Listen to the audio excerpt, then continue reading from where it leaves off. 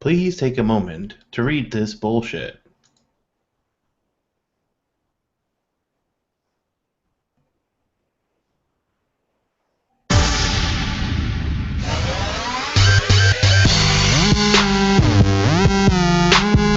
Beep, beep, beep, beep. Beep, beep, beep, beep.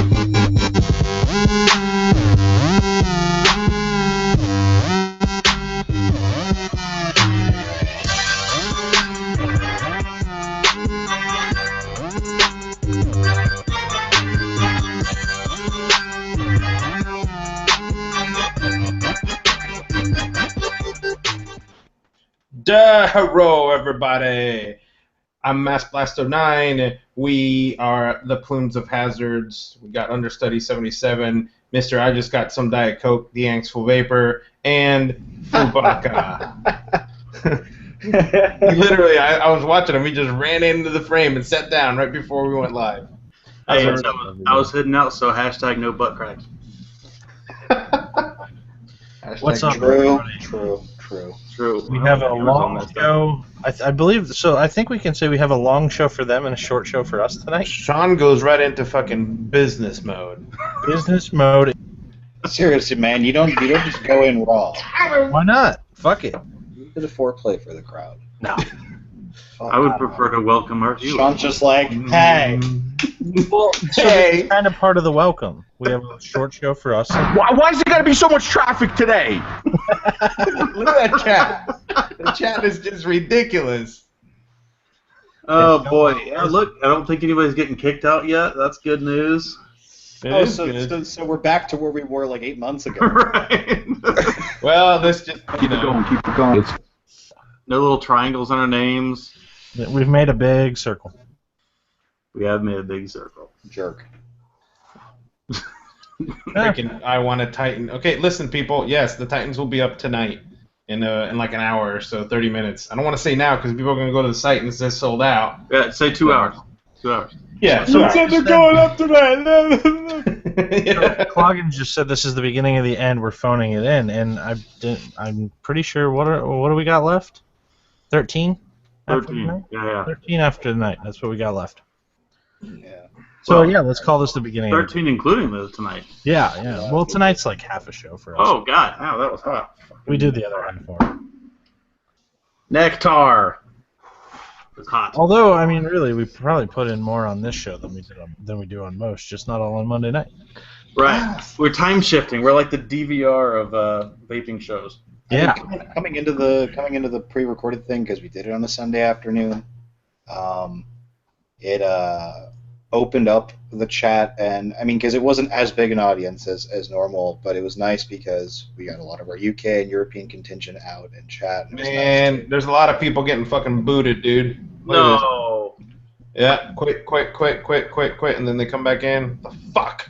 Like 137. Ahmed, you need to refresh, by the way. You're not popping up when you talk. Technology! Why? I'm going to pretend that those people were leaving because they saw the show and it's not Todd yet. Yes. Fucking shit. At some point we will, totally. 3 out of 4 plumes work in the technology field. 1 doesn't give a shit. Our shit still does not work. At some point we'll get this shit sorted, hopefully. Yeah. chat's not working. Doesn't look familiar to me. It doesn't look familiar to me. Why is it? It's still not bringing him up when he talks. Yeah, A plus in the Kiwi IRC flits. That's what I'm using too. Works Try fine. again, Ahmed. They're really not working. It's not working. It's working for me. I see him popping up. I have to see him though because it's Most pulling up. professional show in vaping. It doesn't matter. He's not gonna have anything to say tonight anyway. So. Can't you just manually click on him? I suppose I could manually click on him. Did he just leave and come back? Can we try? Thanks for saying I wasn't going to say anything as I was leaving. Yeah, it's still not working, but whatever. I'll just click on him. Oh my god, that was the best mute ever. I had a fucking clip play. I'm like, Flash! I'm muted, motherfucker. Oh, bonus. Yeah, you got me Yo, good. I got the touchdown and the 2-point You conversion. got me good. I should have, when you came back in, I should have been like...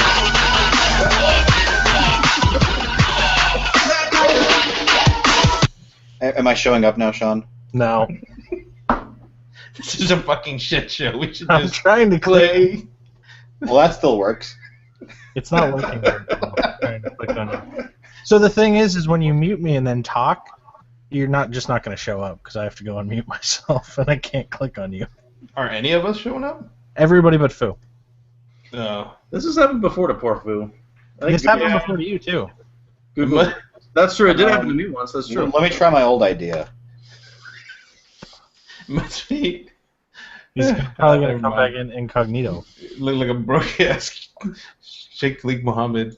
The most professional show on vaping, everyone. Mm-hmm. Can't even show up on the screen. Hey Foo, what's your vaping on? Oh shit. Oh, he's not here. Yeah, there he is. How's it now? Nope, still nothing. Wait, have him talk more than just a second. Yeah. So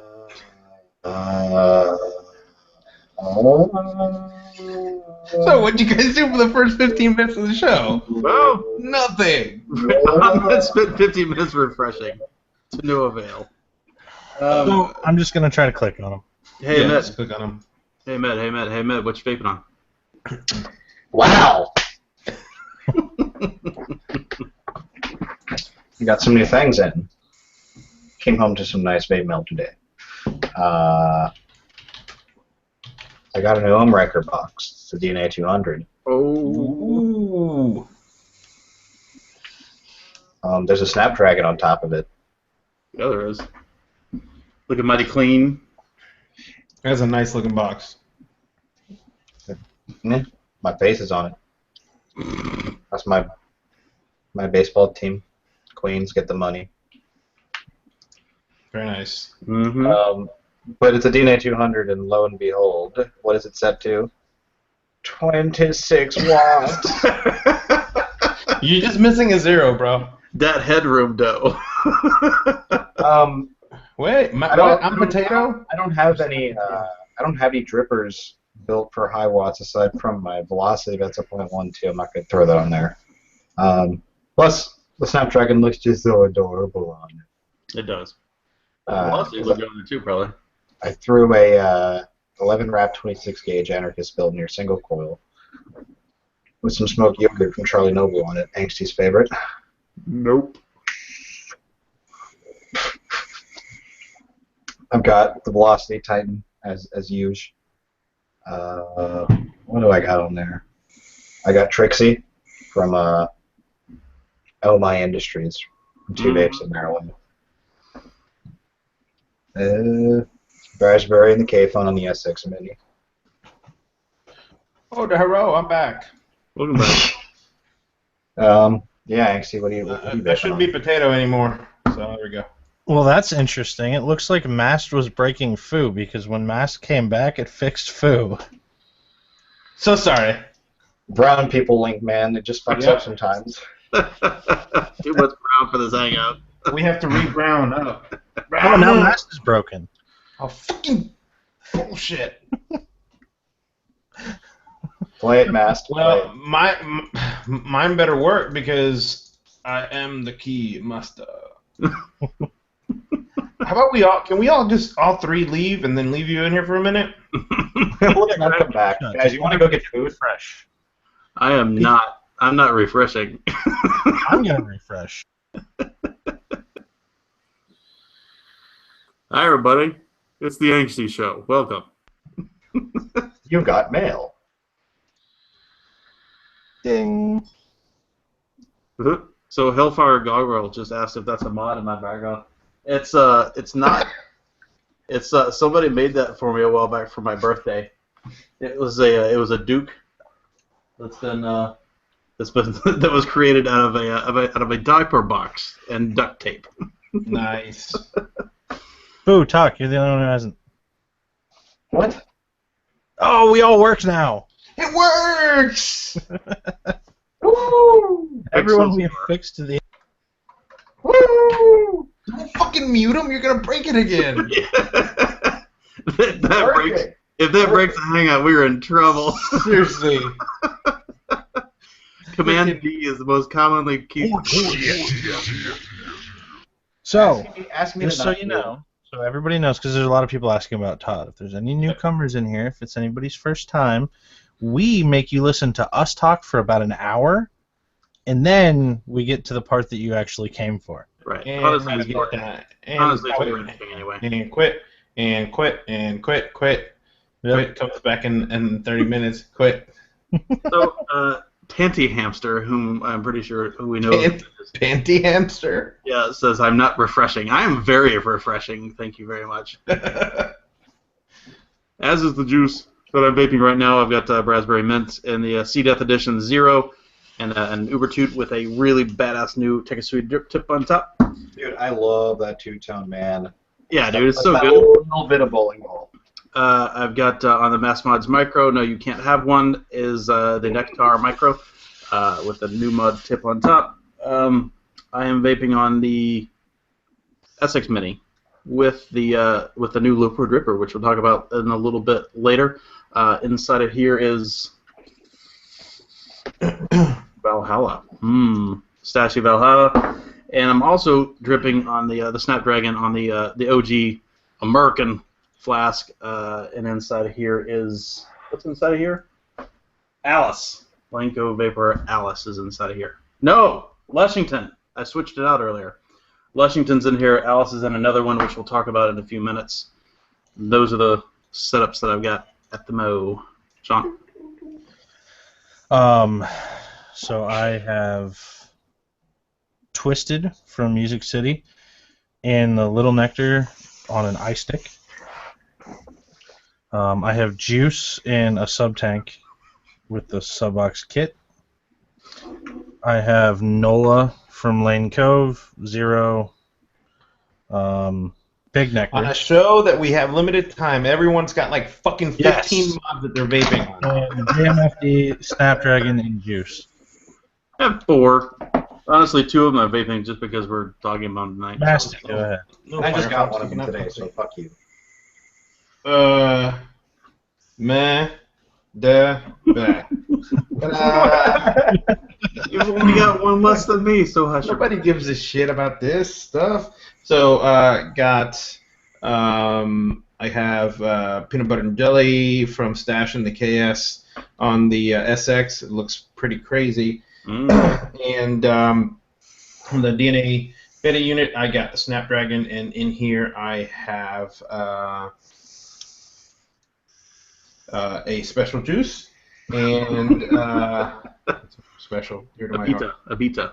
And on my not resurrected, but using it again, DNA 30 Squonker with the low pro dripper. Me and Anxie got these guys in today. I have what do I have in here? I have Nola. From Lincoln Vapor, and man, the flavor is really good on this thing. Masty's like resurrected. That means I make shit that breaks first. Now that said, it does not have a P9 on it, so. Yeah, it doesn't. But it is what it is. Got a tack switch on that one? I don't remember what that had on it. Yeah, the tack switch. That's you can hear the. So clicky. I thought that the texture on that mod is really weird. Yeah, it's the laser sintering from Shapeways, and it's not finished. There's no. A lot of the guys would build these, and they would either do a clear, do some kind of lacquer over it, or something like that to kind of seal it. Yeah, I've gotten some juice on it. It's a little beat up, but it works great, and it looks okay, and yeah, you get some juice on it, you wipe it, you just gotta make sure you don't wipe it with alcohol, because this is a dyed plastic, so you will take some of that dye off, but it's a really nice great. Sized, functioning Squonker, though. It is. Yeah. Probably one of the better ones that I've used. Considering it's a DNA and single 650, it's a pretty good size. But and it's comfort, like the thumb fire and the squeeze with. Yep. It's really nice. This is still a go-to driving mod. Yeah. If you want 9 mils of juice capacity, And this one's just got DNA 30, and it's showing its age. It's old, but it works just fine. Yeah. Chat's pretty sure that they're getting trolled by Sean using an iStick, by the way. and Kanger stuff. Yeah. Mm-hmm. Well, we brought the lower end mods. People wanted to see them, so little by little. Yeah, people wanted to talk about that stuff, so we got some of it, and we're testing it, and we're playing with it. Sean waited in line to buy that iStick. No, I didn't. I did actually go to a shop to buy the Kanger thing. I mean, we're gonna tell everybody the iSticks and stuff were sent on by Ruby to check out. Yep. I did go buy the Kanger thing. Like, went and straight up bought the Kanger myself to test because that's one of the really, really popular setups. So I figured I'd give it a shot. So there. But I'm gonna talk about my opinions on that later. Yeah. Foo, what you got going on for news? Well, this shit right now, I think we could all talk about it a little bit.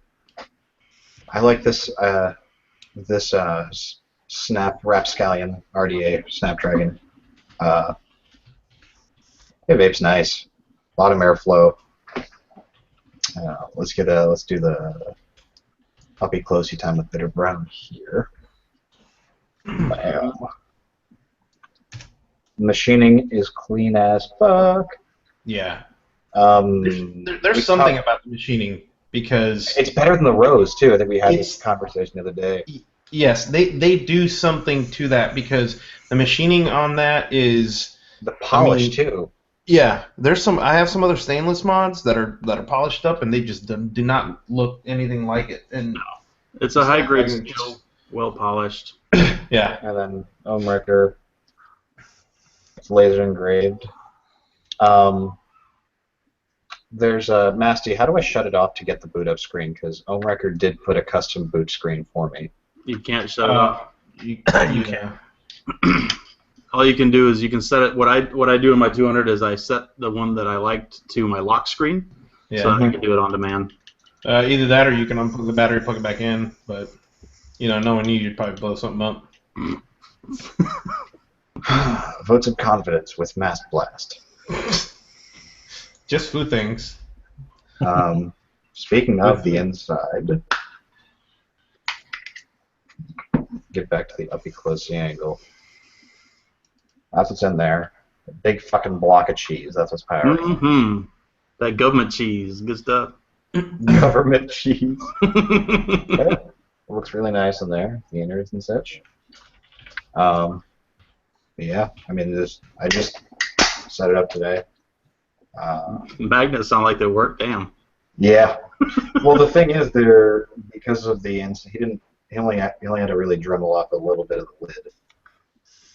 Because how often am I going to need to take off this lid? Sean, check side jet. On a non-vaping related note, I mean, I know this guy through vaping. I used to work with him. He does really, really dope artwork. And I thought it would be cool to share this because he launched a website and he's like making like pins for his artwork, which is here. I'll show you here. Can y'all see that? Mm-hmm. Yeah. Mm-hmm. So he likes The Simpsons, as you can tell. So, but yeah, his artwork's really cool, and I thought I'd share it with everybody. Pretty cool. Woo! That's hot. So yeah. So he just launched his website. If you see there, I don't know. If you like stuff like that, little things to put here and there, I'd say it's worth a look. Hey, it uses a V instead of a U, like KVLT. Who does that? I'll put his Instagram in chat. But yeah, I'd say give that a check. But I'll have a follow up with the Ohmwrecker box and the Snapdragon and such down the road because I haven't been using them for very long, but initial impressions are good. Yep. Oh, one thing I actually forgot to highlight about the Snapdragon: the packaging. Eden mods. It's similar to the new Rose packaging. Not the same. Really, really nice, clean cardboard. It came with a bit of extras that were actually tucked nicely in the lid.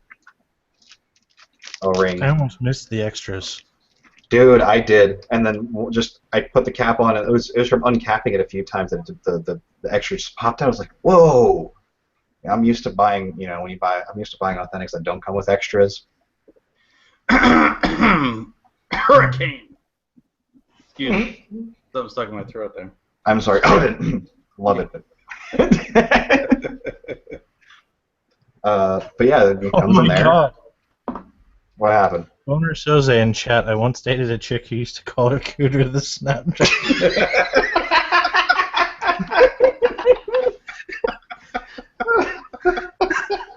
Well, things that I didn't think I'd learn tonight. What was door number 2? The Thunderdome? Wow. Oh, wow. I don't even know what to say to that. I mean, I've got no follow-up for that. I was. Go. I will say I would never go anywhere near that. The Thunderdome? No, I'm talking about the Snapdragon. Oh, man. There's actually something extra in the packaging. It's really just wedged in there. I got my. This was me just a second ago. Just don't know. Wow. Oh, now it's turned into nicknames. Crescent City Cloud to chick to call her cooter the Hurricane. Oh boy. So there's something extra in the packaging. I'm trying to pull it out. Where'd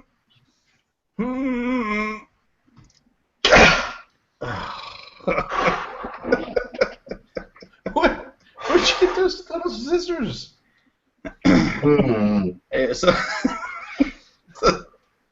sometimes you gotta, buckle down and get that out. Cheers, Eden Mods. So are we not going to discuss the Snappy then, since Fu just got in? No, I've had it. I was about to say, I thought you've had it for a bit, yeah? I didn't build it until recent, though. I would like to say... The flavor, yeah, actually, I'm talking about an Addy. I didn't talk about how the flavor is. It's fucking good. It's really good.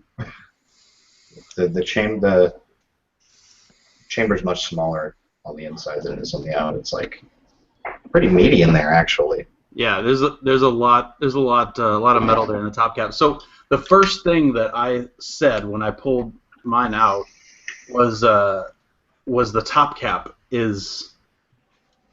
It's got to be the best top cap I've used in vaping. Heavy. When the O-rings are dry, it's fine. When the O-rings are juiced up, it's great. There's a perfect amount of resistance that lets it come off and on. Doesn't ever go anywhere. I actually sort of adore the top cap. It's awesome. I think Chad just caught up with Fu. They did, yeah. Just pretty sure he just performed a C-section. Is that all you have to say on that? Or I mean, I agree with everything you said about the top cap. No, I think there's definitely some more to say about it. So you've probably seen the build, and I wanted to address this explicitly because I hypothesized when we first saw the pictures of the finished product a while back that I was concerned about the dual coilness, the build on the dual coil. And it's I'm happy to say that it's nowhere close to as bad as I thought it was going to be. I thought it was going to be pretty rough. So let me zoom up real quick so we can see what I'm talking about. So I thought trapping in the two coils on the two the C's, right, the inverted sort of C's that are on the side. I thought it might be a little bit of a pain, in fact the first build I put on there was a single coil just to see how it did in single coil. It was great. And then I went to go dual coil it just to try it, and it really was a dawdle. It really wasn't hard at all. What I did do, and what this may help somebody if they ever pick one of these things up, what I did was I took the first coil and laid it into the two slots, tightened one of the posts down, flipped it around, put the other coil up there, and then tightened down the other post so both legs got trapped in, and then loosened the first one, stuck the second leg in there, and tightened it down. And it couldn't have been easier. It was really, really simple to do. It's really slick. Now, that said, there was someone in the Hangout, and I'm really sorry, I don't remember who it was, that pointed out, if you look in the bottom, so in the juice catch that's in the bottom, that's kind of similar to the Rose, there are two flathead screws, and those are the two posts in the top deck. If you loosen those two, you can actually pivot both of these posts so that the C's, instead of facing out like this, you can pivot them so they face in, which would make it even easier, I think. And the only reason I haven't tried it is because I haven't stripped this build out because it's working great. That means you can just stick the two guys in and just tighten both down. It'd probably be even easier than doing it the way I just described a minute ago. That's gonna happen. Yeah, I think it's a great idea. It's cool that it's flexible like that. So if you've got a skinnier coil, you can flip them around that way. If you've got a fatter coil, like if you've got a really big nickel build, you can leave them on the outs, so that way it still goes really nice and straight in, and works really great. I didn't even know you could do that. Yeah. So the airflow adjustment on here is, in my opinion, everything that the Rose probably should have been. I've had two Roses, the one I've had forever, and Sean's got the second one that I picked up now, but they're a little the airflow ring. You have to kind of get after it a little bit, right? I mean, it's not like a smooth, slick sliding thing. This one just is much smoother, just the right amount of smooth. It's freaking awesome, man. I was running the single coil at like 19 watts. It was great. Dual coil, I'm running this one at 33.3, and it's banging. It's a great vape. Even before I even built this thing or had any juice on it, even just taking off the top cap was a fucking breeze. It was like just the right. Yeah. Now my airflow control ring has not been quite as nice. It's been a little bit closer to the Rose. Okay. Yeah. It's still not bad. I have to take it off of the device to adjust it. Is that right? Yeah. Yeah. I basically kind of have to get something like in one of the holes to slide around, which is kind of a pain, but it's not bad, and I don't adjust it very often. I have noticed when you're tightening, if you do not grab the ring or the lower, you will unspin. Yes. The clockwise. Yes. Top peak. Yeah. So the deck is threaded in their counter. It's not the same as normal threads, right? They're reverse thread. Right, and then what it does, you're gonna have to nip those up pretty good, right? Otherwise, that'll happen. Yeah, and then what it does is internally, it's got those black discs that will close off the airflow on the inside. Yeah, if that rotates around the insulator on the bottom. Yep. Mm-hmm. So, because that happened to me once, and I looked down and I'm like, what? Why are the holes covered? And that's what was happening. So. Well, when you screw that back in, that black it should only screw in with the black disc in one orientation, right? No, it can spin. Oh well, mine will spin as I screw it in. Yeah, but you can be in the orientation that the screw is in the hole. Yes. Yes, but you can still have it cover the air holes and have it tight. I don't know if I've run into that. Well, it won't screw all the way down, but it will snug up, right? It's just pushing down on the insulator because it's not aligned properly. But speaking of that reverse threading bit, my threads are a little rough, and it's really difficult to get it threaded back together. Kind of a little pain in the ass, although that's something that I don't think that's something that's normal, because I don't think you guys had that issue. Mine, the very beginning where it catches is a little rough. It's the only thing in this entire thing that I think is not machined impeccably. But yes, my first thread is a little weird. Once I get it caught, though, smooth as silk. Yeah, I have like 3 notches throughout mine that notch. Hmm. And one of them is when I'm trying to catch it, and it makes it really difficult to catch it. It does Right, make yeah, mine does it too. So, all that being said, though, I am not a dripper. I have never been a dripper. It's never really been my thing. Yeah. And since this came in, this has been my go-to Addy. Yeah. So, I think that says a lot by itself. It does. Without needing to say more. It does. It's a fantastic atomizer. It really is quite good. It's rapidly becoming my favorite dripper. It surpassed that immediately. It's in my top Addies at this point. Yeah, no, I would tend to agree. I do have a bit of a love affair with the velocity, but this has got several things that the velocity doesn't Like that single make me coil really mode? happy. Huh? Single coil mode? Single coil mode is one of them. But that's not why. That's the thing is you don't buy a velocity for that.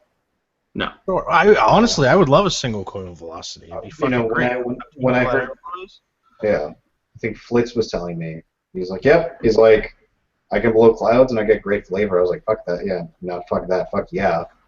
And I went and picked one up because I like to vape a little bit on that end. But things. Do you have anything else to add, Masty? No? This top cap on the Snappy is very nice too. It's very smooth. It is. It's very smooth to put on and take off. Very nicely made atomizer. No, just a feel even. It's just Yeah. the finish is just. Yeah. Now this is not going to be a cloud chasing Addy, right? Even with all three of these holes open, and I typically run it with either 3 or 2 open. It does not have big wide open airflow like some of your. It's a modest cloud. No, it's got good airflow though. It does. I consider it having plenty of airflow. I consider it to have too much. Well, of course you do. Okay. But I'm talking about specifically for the That's why clouders, it's because like I said, Who gives a fuck what you think? I run mine with 2 on each side open with Lushington at the moment, and it's good. I like it. It's a lung hit, restricted lung hit, which is what I like. But some folks that like the Mutation X and that kind of thing is what I'm talking about. Those guys are going to think this is crazy restricted. I think it's very much like a middle of the road Addy, where like the nectar is on the restricted side of things, and nectar K-Fun style on one extreme, and then like mutation on the other extreme. I think this is more kind of in the middle of all that. Yeah. So middle of the road, Addy, you mean for airflow? Yeah. I even say it's a little.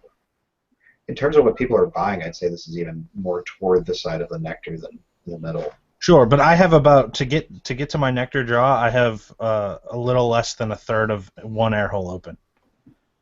Right. Yeah, I mean the way I see the nectar is like I think it's a little looser than the K-Fun Light, the one that I rock. Yeah. But this, I mean, I can mouth hit this, which is nice. I have like 1.5 airflow open. To get you to the nectar, it's about a third of one hole. Yeah. Mr. Crowley just asked. This is the Snapdragon by Eden Mods. Yes. So these are the guys that make the Rose tank atomizer, which I'm a big fan of as well. Yeah, I mean, wanna ride. it's nice to have these too, given that 15 months ago they unveiled the concept right here on Plumes of Hazard. They sure did. Now we have them. and now they're in. Overall, very tasty atomizer. I dig it a lot. Thumbs up. 2 thumbs up. 2 thumbs up. And thanks to our friends over the pond that were able to go to the actual tent and purchase these for us. Mm-hmm. Pray. And thanks to Andy and Lee for being straight and Right. getting them for us too. Big up, Craig. Yep. Yep.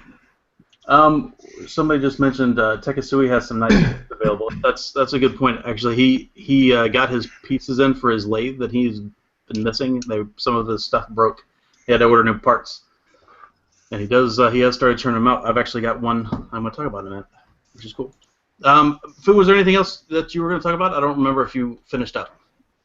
I think I'm good. I mean, I got all this other stuff and like the iSticks and stuff. I haven't had a chance to play with them yet.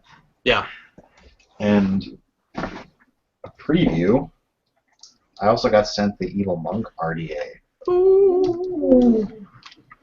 Adorable. Yeah, the little postless guy.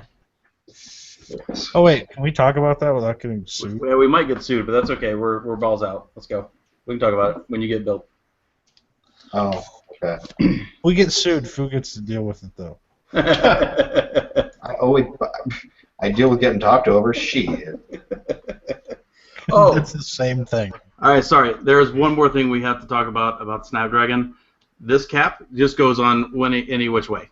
Yeah, that's the nice part. You don't have to line up shit. You don't have to line up shit, which is awesome. Top cap for the win. Did I mention the packaging's great? Yeah. Packaging is top notch. So there's that. There's one thing that I didn't mention last week, and this is the problem. This is what happens when I have a one-word list of things to talk about, is I forget every now and then some little things that I need to talk about. And one of them is for the Hurricane, which is still a very good atomizer, big fan. But one of the cons that I did not mention that needs to be mentioned, and we actually already just referenced it just a minute ago, it's not a cheap atomizer, right? It's like 150, 160 bucks. It comes with 0 spares. Not one O-ring, not one screw, nothing in that package. Not a tank. And some of these things are breaking on some people when you monkey it down too hard. That's a little weak. That's definitely a con that should have been mentioned last week, and I didn't do it. Doing it now. I agree. Little Miss Ruby Roo sent us over a couple of things this last week, which was very kind of her, so hat tip, thank you, ma'am. So we've had some feedback, and Massey was talking about this last week, that we don't talk about some of the entry-level sorts of mods and atomizers very often, and Massey tried to start that conversation last week with that Hooligans clone, right? Was it KS1? I forget the name of that thing. Yeah, the KS. It's the KS, mod. Just yeah. pretty much. So, and the reason is, and the reason we've given before is because we don't get like tons of kickbacks or anything, so we typically buy the things we're going to be using to vape and to keep ourselves off smoking. And that's not always the entry-level stuff anymore because we've been vaping for a while. And let's be honest, some of the entry-level stuff is affordable, like if that's what you're buying as a vape, but like just to buy for a week to test. Like I wanted to buy that sub-box kit local because, I don't really buy shit local, and it was $75. Yeah. So like that's not a small amount of money when I don't have a lot of interest in it from day-to-day vaping. Yeah, Right. I think I paid like 75 or 80 for mine. Yeah, And so that's all. Like I'm It was fine with solid. picking up stuff, but we don't get stuff. Right. So it's an investment for us to buy gear that we're not going to use. Just to And by the way, that was not a request for hashtag kickbacks. That's it fine. was not. Correct. It's totally fine. We're just telling you what the score is. So And why you don't necessarily see us using different sub-boxes or whatever, right? So that said, Ruby did send us on an iStick 100 watt and an iStick 40 temperature control, the TC iStick, which is super cool of her. So thank you for doing that. Shall we talk about the 100 watt first? I think so. Thank you, Rubes. Can I start with that real quick because my review of that is super quick. Yeah. This is my review of the iStick 100 watt. This thing's a piece of shit. Yep. I don't know why anybody would buy this. Personally, this is like a $40 mod. Yes, it hits 100 watts, quote unquote, but it doesn't really hit 100 watts under pretty much any circumstance unless you happen to build it just right. The buttons are cheap as shit. Like the whole thing. The thing is metal. This is the thing that weirds me out about this thing. It's metal, right? It's aluminum. Top's metal. It's sort of cheaply chromed on top or whatever. Chinesium. But it's Chinesium. But the thing is, even though it's all metal, it feels cheap. It feels incredibly cheap. Horribly cheap. It's huge. I don't understand this mod. There are 100 other variations, including the sub box, that I would probably buy over this thing in a heartbeat. That's just me. Anybody else have anything else about this thing? So I want to address two things in chat first. The first one was, why would she send us that? She could have helped smokers. We got these under the full understanding that we're going to test them, we're going to play with them, and then we're going to pass them off to people that we know and need. Yep. Of a device, first off. So we won't be keeping these. These will be going to probably smokers who need a device. And to answer Mr. Cloggins, he said that I just bet you about a $75 purchase when I spend $500 on a mod. Yes, I did, because I spend $500 on a mod that I use every day. Right. I Versus spent throwing away $75 $75. I'm going to use for one day to talk about. Different So animal. for me, that's a waste of $75. Just Not start a adding up. waste of $75. That's the wrong way to say it. Because I wanted to test one and I wanted to play with it. I wanted to see $75 how because science. the sub-ohm Cleros are doing. So I bought one. I was just trying to explain that we don't get this stuff, which is why we don't usually talk about it. That being said, I don't even have the 100 watt anymore. I already piffed that on because I hated it so much. Charge the guy $100. No, I gave it to. There was a guy who was You out paid there $1 per watt. $1 per at watt. the $1 per nursery, watt. and he had lost his vape setup. So I'm like, hey man, I have something. Here you go, because he was back to smoking. Yeah. So I mean, for somebody who hasn't been vaping for a long time, it might be okay. But I didn't think it functioned well. I didn't think it vaped well. It was gigantic. It's huge. It didn't feel good. It felt really cheap. So that's gone already. I didn't like it. Right. I will say this. So that said, that's what I think about that thing. The 40 watt TC is pretty awesome. For the price, it's like $20 to $25 depending on where you get it online. It feels nice.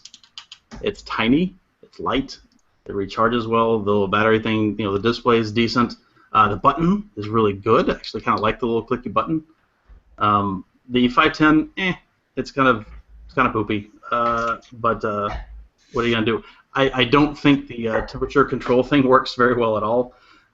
In Canthal with a regular build, I had my Nectar on this for a couple of days this week.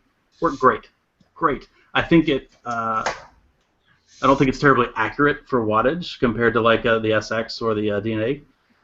So I had to actually turn my my Nectar down farther than I normally do to get about the right temperature. But but otherwise, so forgetting the slight inaccuracy, forgetting the temperature control, which I don't think works that great. So it's a nice little mod, man. I just want to throw this out there. From what I was told, and I was told this yesterday, I don't know for sure. When you're in temperature mode, it only fires at 40 watts. Yeah. Like, you cannot set wattage. Right. You cannot set your power in temperature mode. It's fucking all out. Yeah, you just set the temperature, right, and it just maxes the temperature out. So that kind of sucks. Yeah, well, sort of. I mean, that's just the ramp-up speed, basically, right? It's the same as the DNA. I have only used the... Yeah, but you can set the wattage on the DNA. It makes a difference. But that's just the ramp-up, right? It still, in theory, hits the same temperature. It just takes longer to get there. Well, these are all temperature-limiting devices, though. They stop once they get there.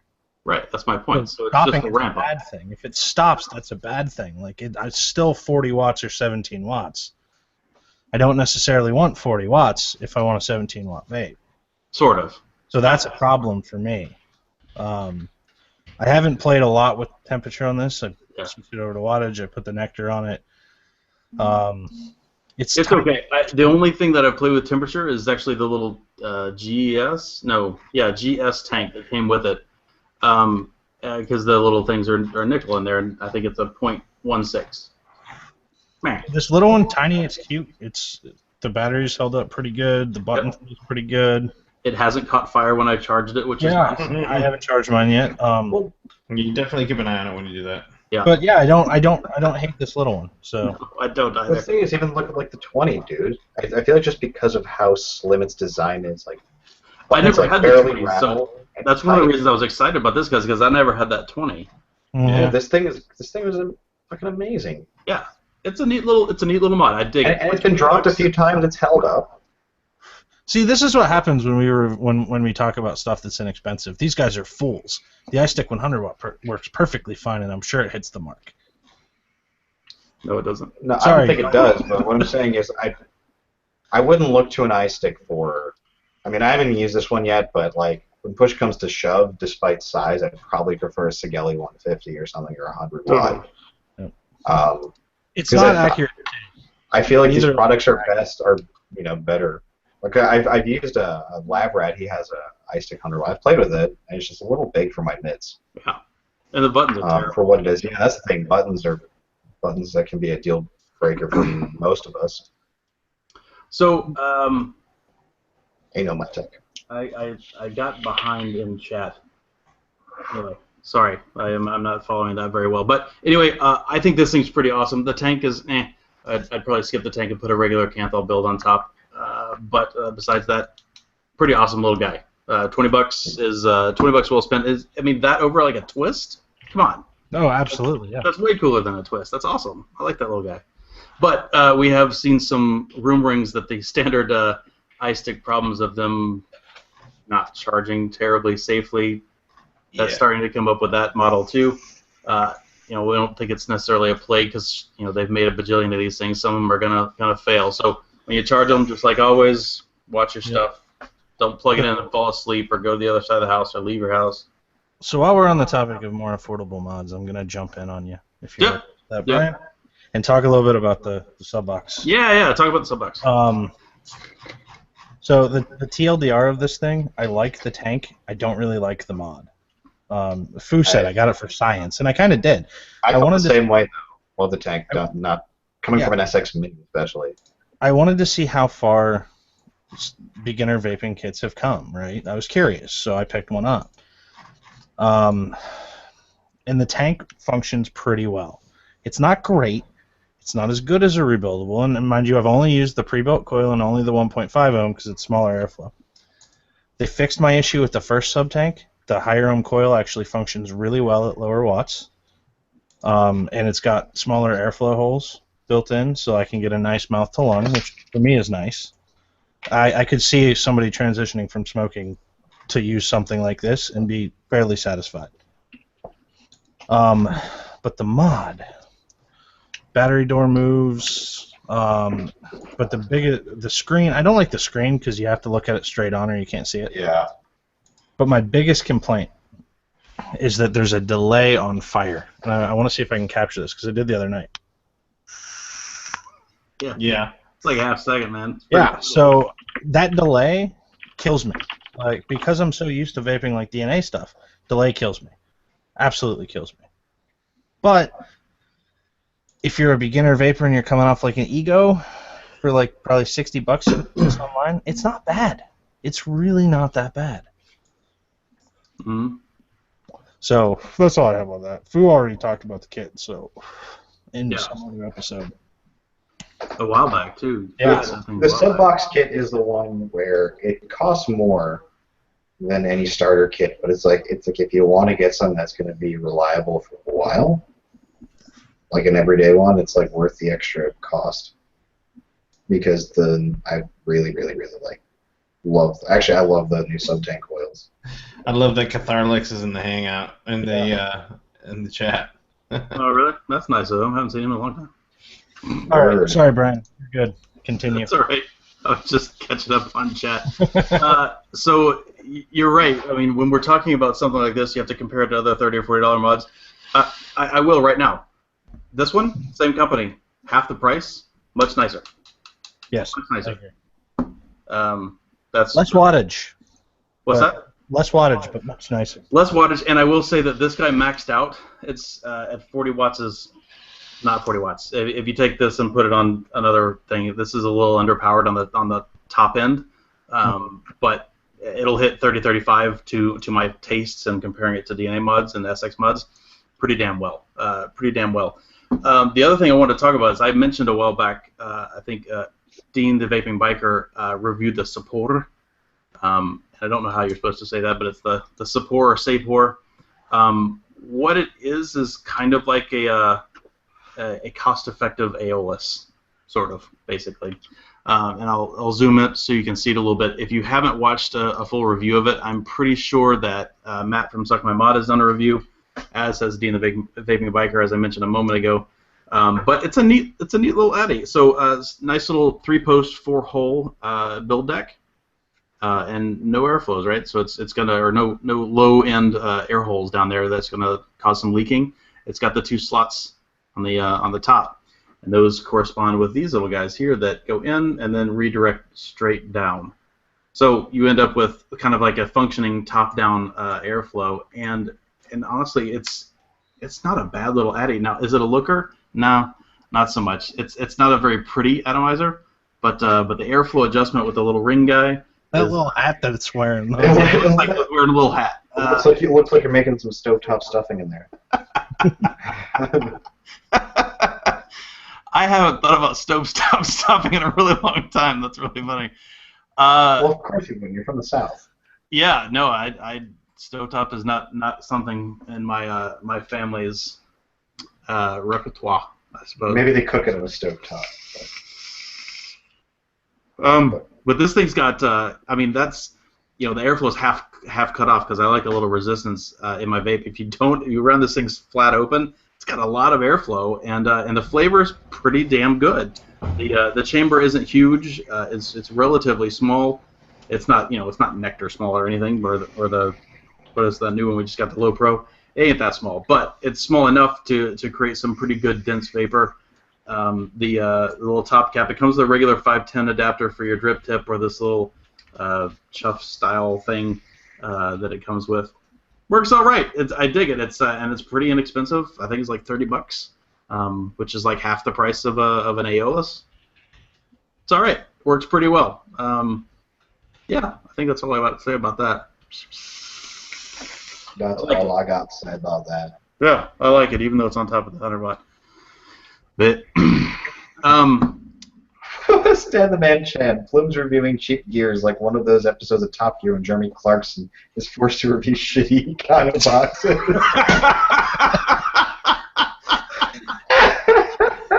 Oh, good. That's Sean in a fucking nutshell. Maybe Yeah. so. That might not be inaccurate. The ramp of it, the I'll- ramp of it, I'll- 14 I'll- watts I'll- is dismal. Yeah, No. I like that comparison. That's great. We did end the first Plume show with "And on that bombshell." We went with many of the Plumes episodes. We kind of ripped a whole lot of our bit off Top Gear. It's true, and so that's why I like the comparison. Yep. So I will say that I am proud to announce that I believe I'm the first Plume to have wrapped Clapton coils. What? It looks so You're terrible. probably the first to attempt, too. Yeah, well, yeah, absolutely. I think I am the first to attempt. What are you talking about? They look crappy. Those things look pretty damn good. Mucho. That's not Own Boy OC good, but it's all right. It's not bad for my first whack. I gotta stop following people who know how to build coils on Instagram because it ruins it for me. Mm-hmm. All you have to do is try it once yourself. Then Yeah, you'll seriously, be I think forgiving. I follow a handful of builders, and then I see other people learning how to build. I'm like, I guess I can hate because I can't build it. So I will say that that I posted this on Instagram this last week, and Dwayne or Omoyosi commented and said that he was so proud. It's like being a father and watching your son get laid the first time, or something like that. Which I think thought was that's about somewhat creepy. Pop But your coil cherry. yeah, pop my complicated coil cherry. I still say that this, while it's been a relatively enjoyable experience, da-ding, ding, da-ding, ding, Scooby, not bad, at least I tried, yeah. That's probably accurate. So I will say that while this is it is a good experience, I enjoyed building them, and yes, my Ryobi drill did move because I used that, but it's still not how I like to vape. In order to properly cool, coils that size, you do have to open it up quite a bit to a much looser draw than I particularly care for myself. You do burn through a lot of juice.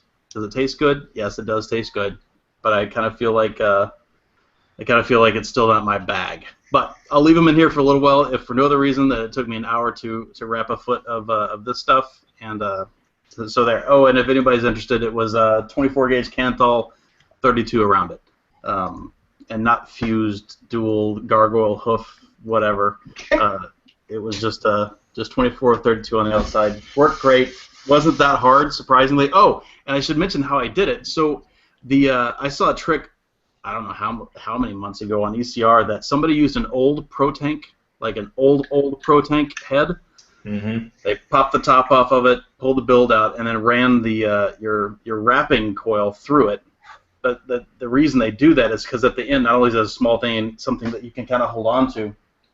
Oh, that's right. I've got it ready to go too. I forgot about that. Boom.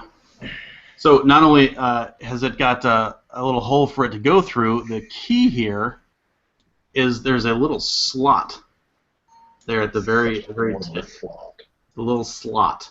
So what I did is I got the 24 in the drill, straightened it by just turning a little bit, and then basically grabbed this with the spool tamer on it, kind of grabbed that and loosely held that, and just sort of held it against it, and it rode right down the 24. It wasn't hard. I'm glad I did it. Would I try it again? Maybe. In fact, if I did it again, I might try a nickel one. throw that on the DNA 200 and see how that goes. So this is you trying to be more than a vapor pope? This might have been me trying to step outside my comfort zone a little bit, do something a little different for the show. Maybe get a promotion from Vapor Pope. We'll see. I'm not sure, but I think that's more attitude, though, right? I mean, he covered Blake Vapes covered the fact that it's attitude more than anything, right? Yeah, you have to believe in yourself. Yeah, he was at the top of the vape game with an ego and an EVOD. Blowing sick clouds, bro. I'm sure that came our Gears official. Right. So the next thing I was going to mention is I did get a shipment in from Stash, and he has re-upped his logo game to get rid of the Omi, I think his name was, that little... Omer, that's what it was. Omer Simpson. Uh-huh. So this is this new one. I think they're gorgeous. Yeah. The labels themselves have like a texture to them. It's Awesome. a really nice bottle. Makes me think he makes like marmalade or something. They're fantastic. Yeah, they're really good. I actually got the flat top childproof thingy this time because that giant 120 ml dripper was almost useless anyway. So I ended up pouring this stuff in a unicorn bottle anyway with a C-Death edition wizard sleeve on the bottom.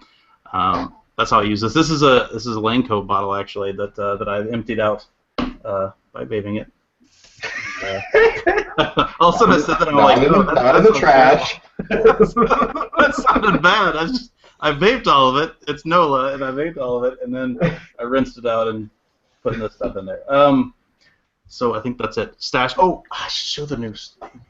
Okay. So I did get a bit of a kickback here. He sent me a T-shirt, which is very kind of him. Thank you, Josh, with the new logo on it, which is really cool. I haven't angstified this shirt yet, so that's why I'm not wearing it tonight. Soon, I'm sure. The last thing I was going to show is something that actually somebody asked about earlier, and I wanted to show it a little closer, really quick. Tekasui made me a hybrid tip to match my C-Death edition zero sleeve. So, ooh, look how sweet that is. Dig that a lot. Now everything's nice and flowy, matchy on the old zero. So thank you to Tekasui. Go buy one of his tips. They're fucking awesome. They are awesome. Go, Sean. We've got going. Drip tips. What's up? Holy shit, this is going to be a long show. That's what I'm We saying. said it was going to be long. So is that it for you, Brian? Yeah, that's it. Well, then again, a lot of stuff that I had was group talky stuff. Yeah, sure. All right, go. Okay, so outside of the low-end vape mail, I got some nice stuff in too to talk about, and I'll be pretty brief at least with this. So I got the big nectar that holds more juice, and wouldn't you know it, vapes exactly like a nectar, except when the tank's about half full, you have to Jenny tilt it. Hashtag not a Jenny. Hashtag not a Jenny, but you kind of have to still tilt it. It still vapes really good though. I like it. I'm glad I got it. But I got one other piece of I don't know if vape mail is appropriate, that I'm just completely and totally smitten with, and it was kind of unexpected and it was kind of last minute. But I went up to Vape Dojo on Friday to hang out with Jason Dowling, who is now making his own mod called the JMFD. I shot some video, got some video of him basically hand milling these mods. And I think we're probably going to put some of that together for when he agrees to come on Plumes. Mm-hmm. And I left with a mod, thanks to Jason, and this is the guy right here, and it's just freaking gorgeous. Oh man, that looks just like the Stig sleeve, the zero sleeve that I wanted. Yeah. I love that blue.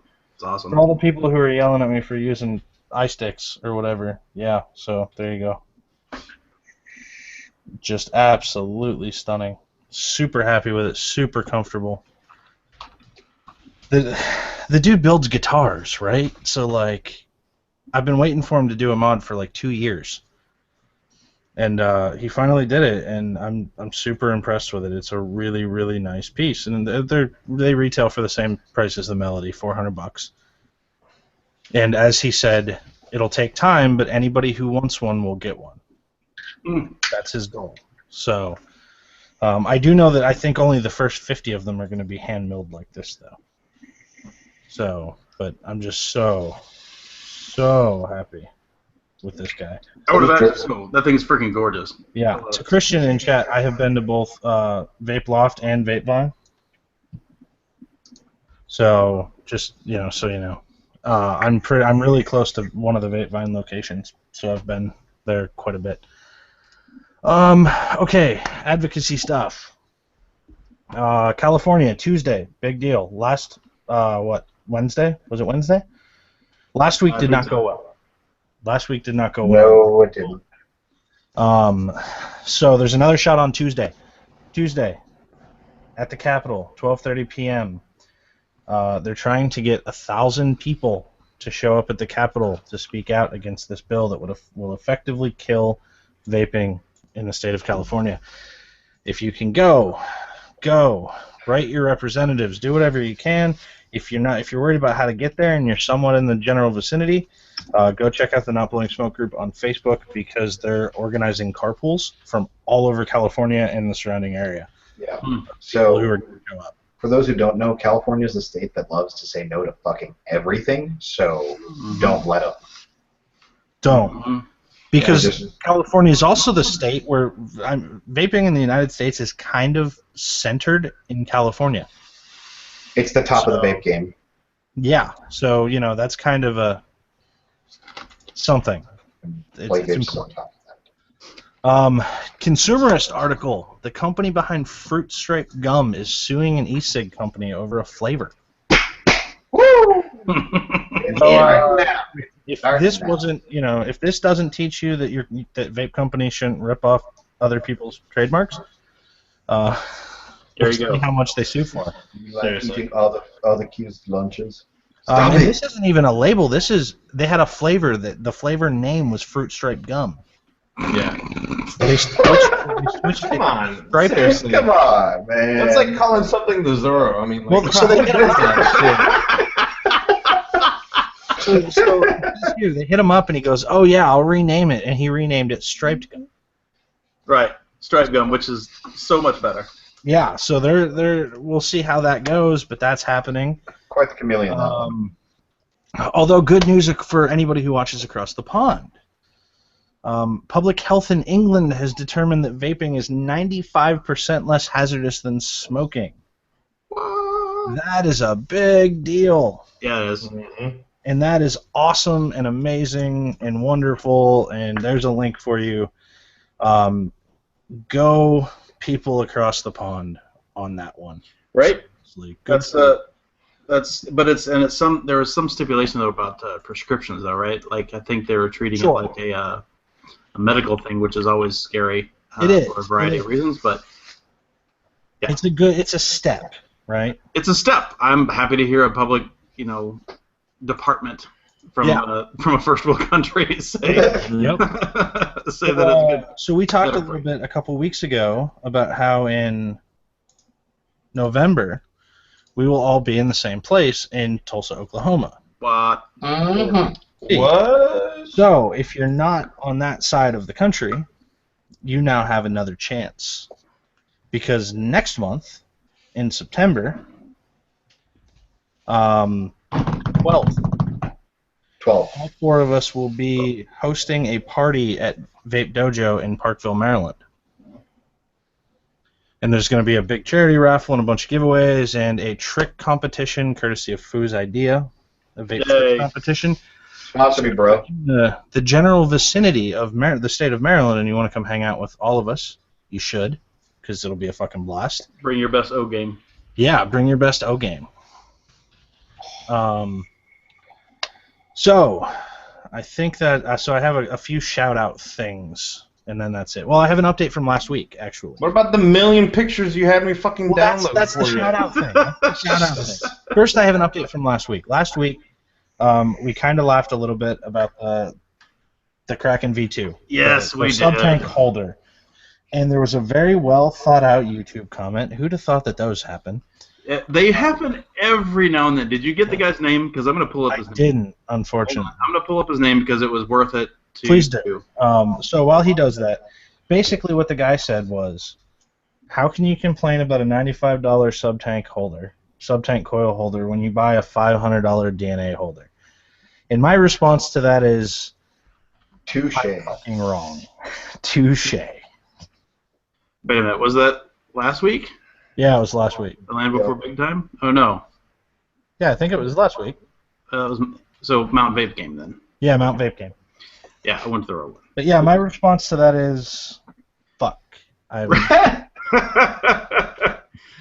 Keith Williams. Shout out to Keith Williams for that fantastic comment. It's true. I also admit that's probably true. I personally think it's ridiculous, but then there's a lot of people that personally think that $300 flask, at least it used to be $300 flask, was also ridiculous. So that's fine. I guess the thing that the only exception or problem that I got with it is the difference is it's still a sub-tank head, which to me is kind of a subpar DNA. He makes a point there. No, but the DNA boards are, I mean, they're in almost all of the top end models. What was my example though? Like a $2,000 designer case for an iPhone. I want to make a point because this is going on in chat too. What I was saying was it's good that we have a first world country admitting that vaping is safer than smoking, not that they're trying to regulate it into medicine. Right.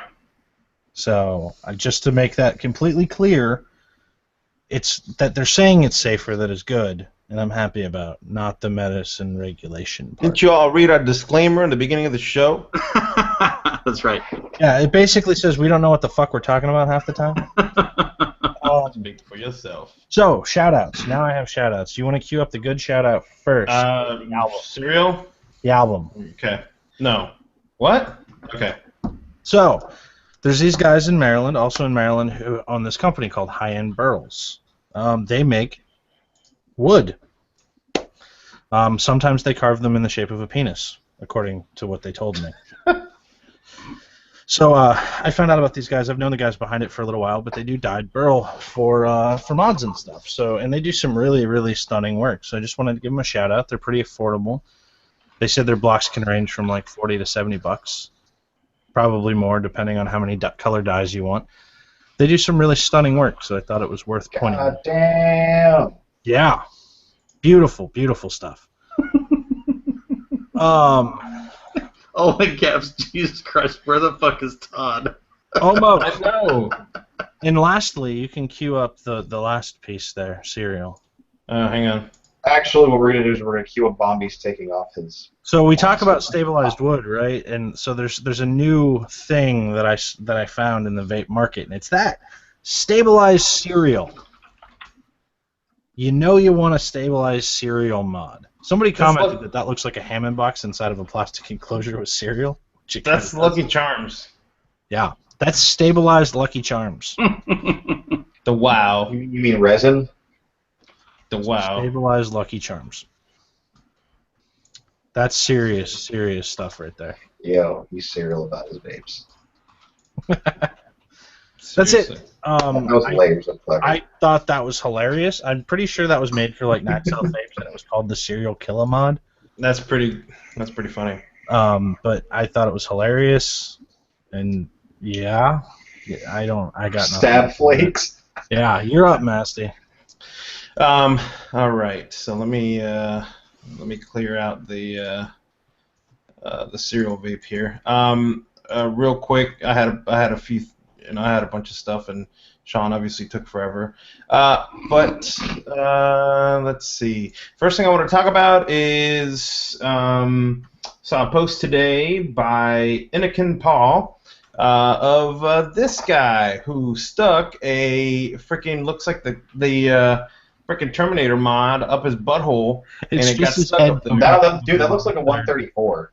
Yeah, the 134. There it is, right there. Jesus Christ! So he posted, and Anakin Paul said, "Don't do this, please. This is not good." So there you go. Is this confirmed? I have no idea. I mean, I don't know why he would have been posting it. I don't know if he posted it as a joke or not, but it looks fake. Yes, and I don't know. Maybe it is, but yeah, it's one of those rags. It's like the Inquirer over there. Yeah. So yeah, I think that's kind of funny. I got a message. I just got a message from Eden from Andy. Mhm. I just want to comment. He said sorry that the O-ring was on the tight side. Asked if I tried one of the smaller ones in the spare kit. I said I have not gotten a chance to yet. I will try that and update everybody next week. I just wanted to say that that's fucking customer service. Beer, beer, beer, beer. Sorry, go ahead.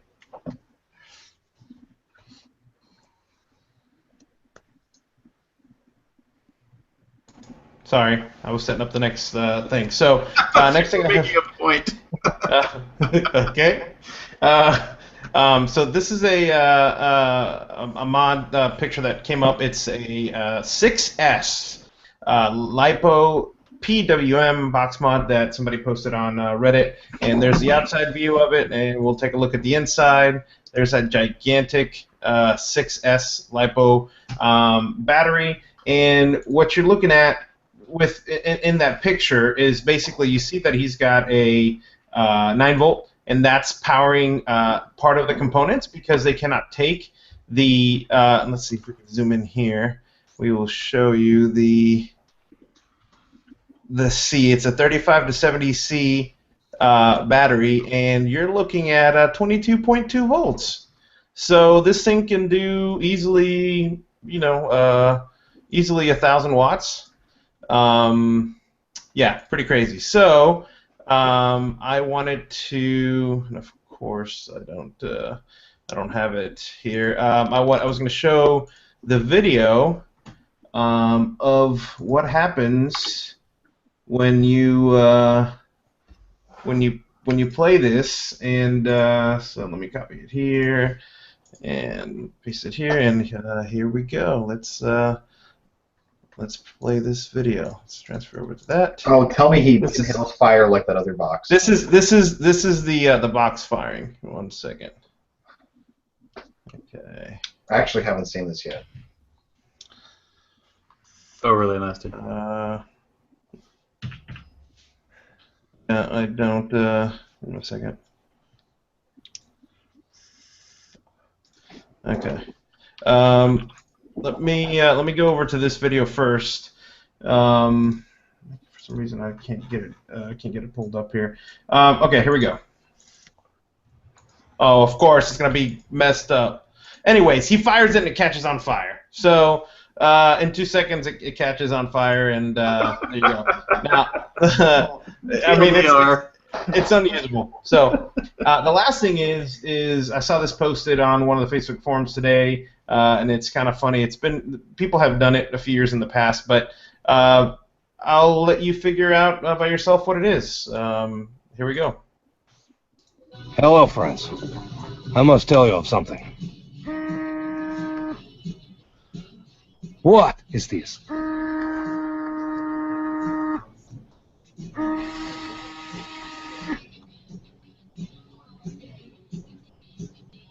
What you're seeing there is a pressure-assisted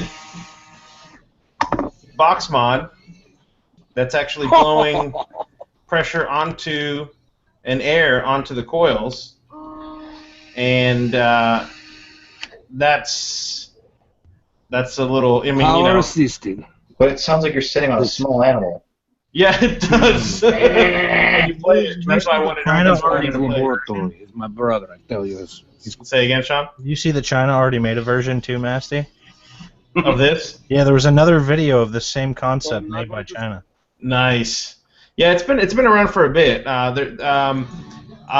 believe Mad Vape's The had one. ridiculousness. Mad Vape's had one that basically was used for cardos. Pushing a little bit more. Yeah. Air through a cardo. So. But yeah, that's pretty ridiculous. And yeah, it does sound like you are sitting on a small animal when you're playing that. So I had a few other things, but I think I'm over it. It's time to go. Well, I don't know. It's kind of late. We should probably wait till next week. You're such a dick. Somebody mute him. Right. Also, Titans went up finally because they're taking forever.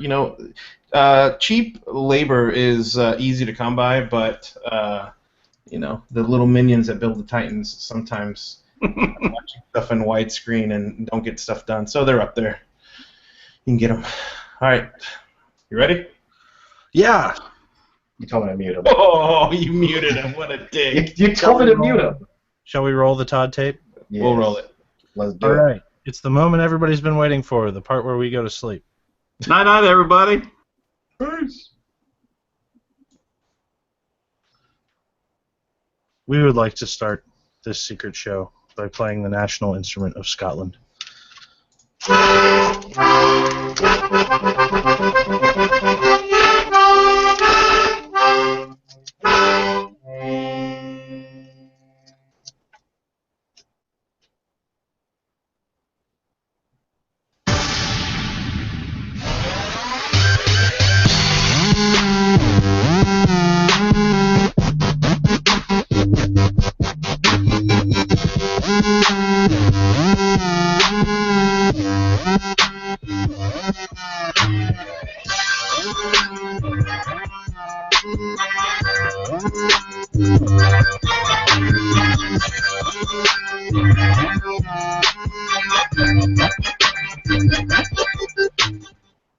Oh, yeah. Welcome, everybody, to this special edition of the Plumes of Hazard. My name is MassBlast09. We have Understudy 77, Fubaka, the Angstful Vapor, and last but not least, El Senor Marca Todd. I have a question. So if this is a special edition show, does this mean we can raffle it off after the fact? So, I don't know that special edition show is appropriate. This is Okay, segment. to let everybody know what this is. This is the Table F1. pre-recording of a guest segment so that Todd can sleep at night and doesn't have to stay up real late like everybody else does. Okay, but does he also realize that every other UK guest we've had has nutted up and gotten on at night? Absolutely. Well, that was the joke. Yeah. Yeah. But this way he can go to sleep and we can pre-record the segment. But what's going to be great about it is we do this now. In 2 weeks when we air this, we can all take a nap. Let's take a nap. Yeah. Wait, would you want to be out in that damn shed at 2 o'clock in the morning? Seriously. Do you know how much gear he has to defend himself? Yeah, that's true. Well, less or- now because he stopped making videos. This isn't even really him. This is his doppelganger. Stop running. So this is not a traditional show. This is going to be us bantering for a moment and then guest segment chat, and then we're going to end, and that's it. Now we have to play the whole thing with the damn accordion. Play it too. So the joke is that my aunt got us that as a baby shower gift because she loves us so much. She wants you to make your baby kill itself with your terrible accordion playing. So she got us a toy accordion, which I think is hilarious, personally. It's good. The only problem is I thought we were going to put the splash screen up and then have you just playing audio only. Oh. So that it sounded a little like bagpipes. I thought that Right. I should have done. Yeah, Did it not click on him? It was you. It was you. Looks like an idiot. It was supposed to click on you. Oh, well. Splash screen. My bad. What are you gonna do? Yeah, shit happens. Oh, look at all the UK people all happy because of Afternoon Plumes. You know what's gonna happen? They're gonna be like, oh yeah, we also now want you to do a Sunday show for everyone over here. No. No. And Tim's upset we're not wearing collars and cuffs. I'm upset Todd's not wearing a tank top. It's true. This whole tape is supposed to be him interviewing to be the fifth plume. And he's already 2 down. He's not wearing a tank top, and he's not willing to stay up late to record. I have a hat. He does. Well, you gonna tell the story? The story? Oh no. The story to this hat is if you're on Safer Vapors, Brokeback Mountain. There's a guy called Martin that did a really good Photoshop of myself and Damien in the Brokeback Mountain pose. Oh, yes, I've seen that picture. And that's where this hat came from. That was for that. But, Does it have studs on it? What's all over it? Do you not all wear these things over there? No. I'm a Texan and we don't wear that. I mean, women might wear that over here, but Not even 5 minutes in, I've already spilled coffee on my shirt. Fuck. So he was telling us pre-show that he went all over town today looking for a hat, and all he could find was that one. And that also looks very like, Dumb and Dumber. Oh, my wife did one for me, man. She went out to get some lunch, and she came back with this, and I was like, oh, that's perfect. What he's really not telling you is he says he told his wife, "Don't come home until you find the Todd." You have to find this Todd. She's poor pregnant woman sitting there freaking going through the damn bottles trying to find Todd. Hey, look, we've got another Texan and a Kentuckian. Yep. We do. And as I guess we have about 30 people, and sure enough, 31. Is this during Duro's off hours? I got 39. He's not here, so that's nice. I think we have more in chat than one. Oh, we have another UK reviewer. The Cloud Corner said, "Hello."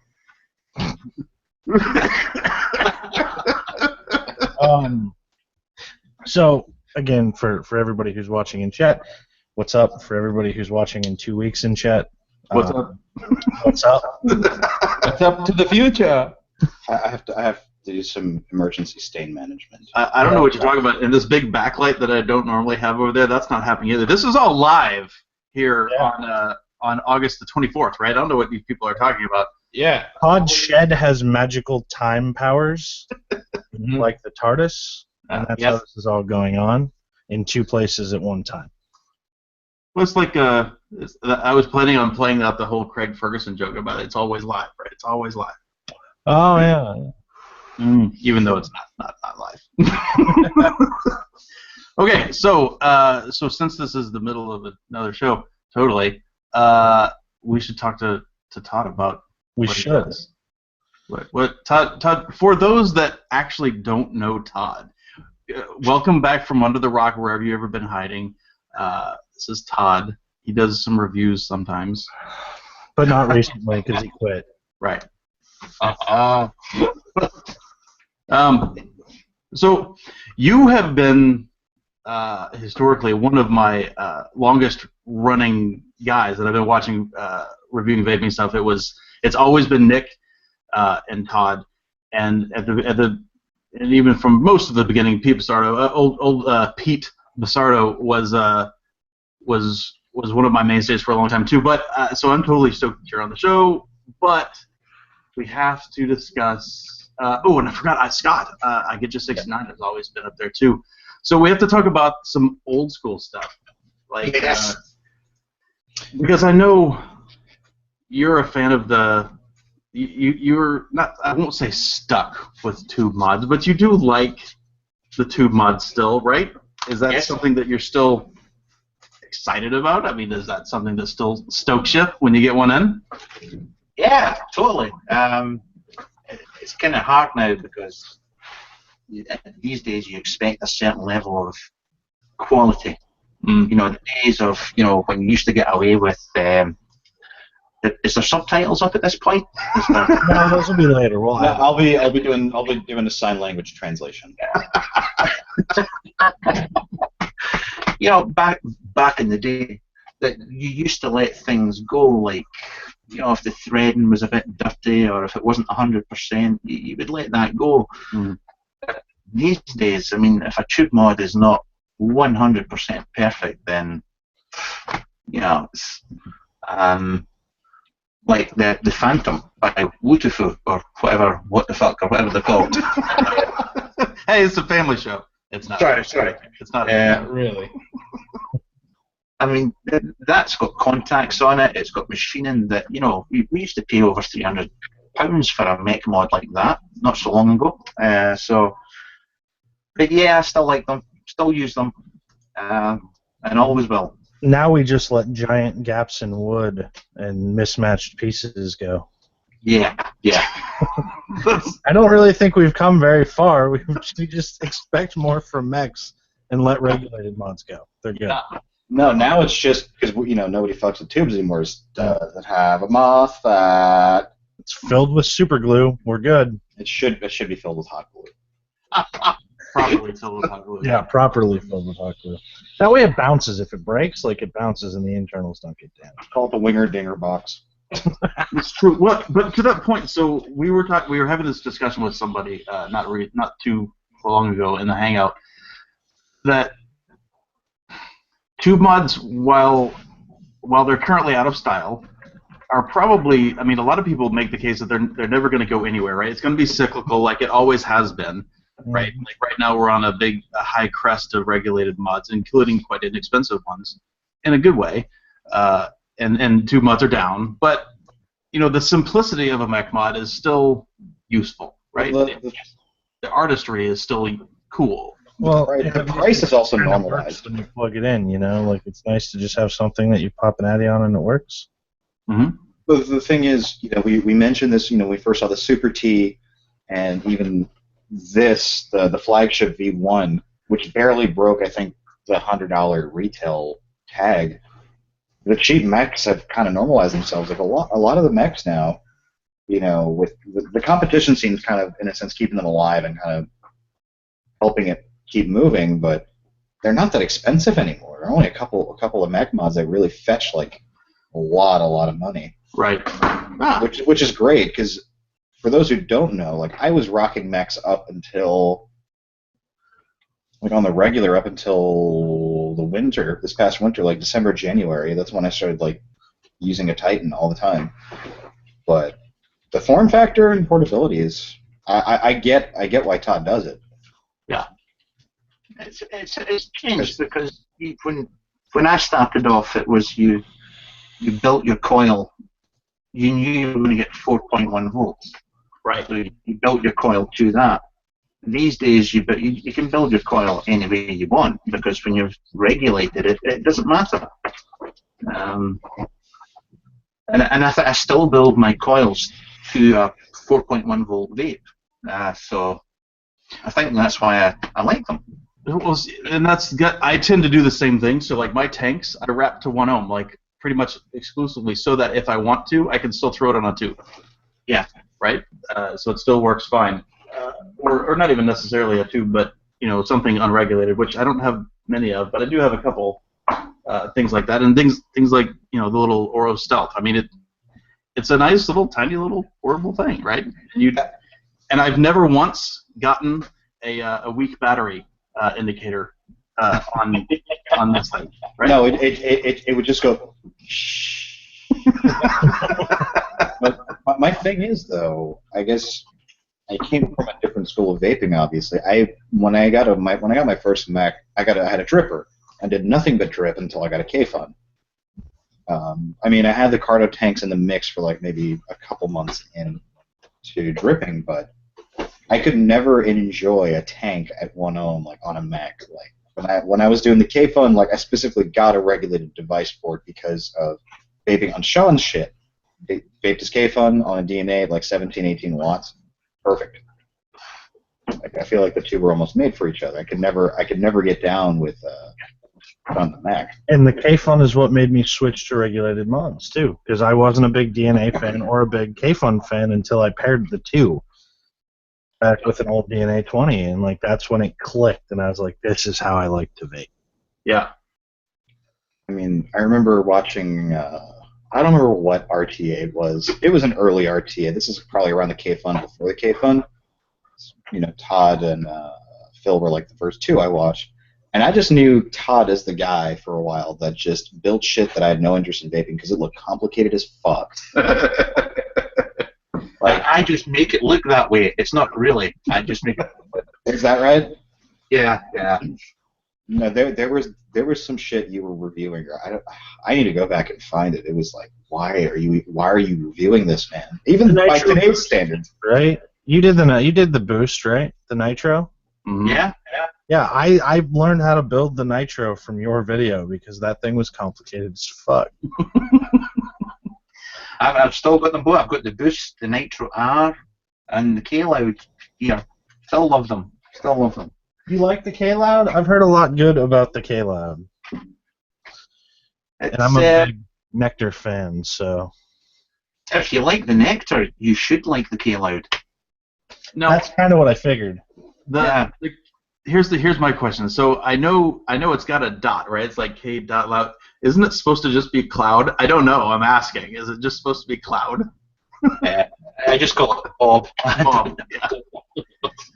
I will say the one thing that that regulated vaping will really never do as well is form factor, right? You're never going to get a functional vape like that out of a regulated mod. Oh, the E square is probably the closest thing to that. The E square is bulky. Huge. Bulky. Is it bulky? Yeah. The closest you're going to get to that is this, pretty much. Right. And, honestly, that's probably a little more useful than this, but it's also a lot bigger. It is, yeah. I'm testing something right now. The old the Fortune Triple T is just a dinky little thing. That's my favorite. There you go. This is my portable device right here. We're the stealth with the nectar. Yeah. Mm-hmm. Dinky little thing. True. So that said, I know you still use the tube thing. Is there anything else that you've been particularly like not reviewing, but like when you're not reviewing something because you're not reviewing anymore? What are you using like when you're not reviewing? What's your pleasure vape, so to speak? My pleasure vape. Currently. I will vape with whatever's handy, charged, and has juice in it at the time. So I guess better question is, what's some of your favorites? Yeah. See, that's a question I never answer. I avoid that question like the plague. My favorites.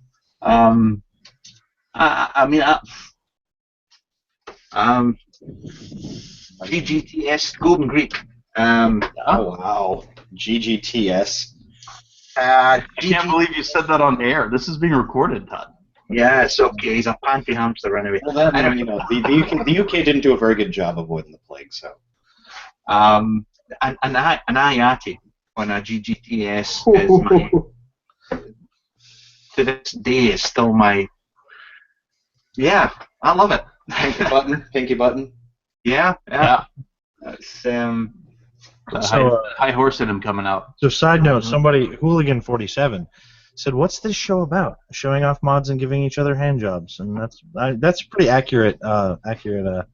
We do prefer bro jobs, I think. Yeah. Not very nice. Close enough. It's close, right? So Todd, you're a little potatoey, and I can't quite read. What's the sign back there say? It says, "Enjoy wasting is not wasted time." What does it say? The time you enjoy wasting is not wasted time. All right. He's got like a 15-year-old girl's inspirational poster on his back wall. I've got the cat one. Hang in there. Yeah, I was about to say, you need that in there. Hang in there, fella. What was that thing from? I think that was from the Simpsons. Marge finds the old poster. She's like, "Yeah, 1962. I'm pretty sure that cat's dead by now."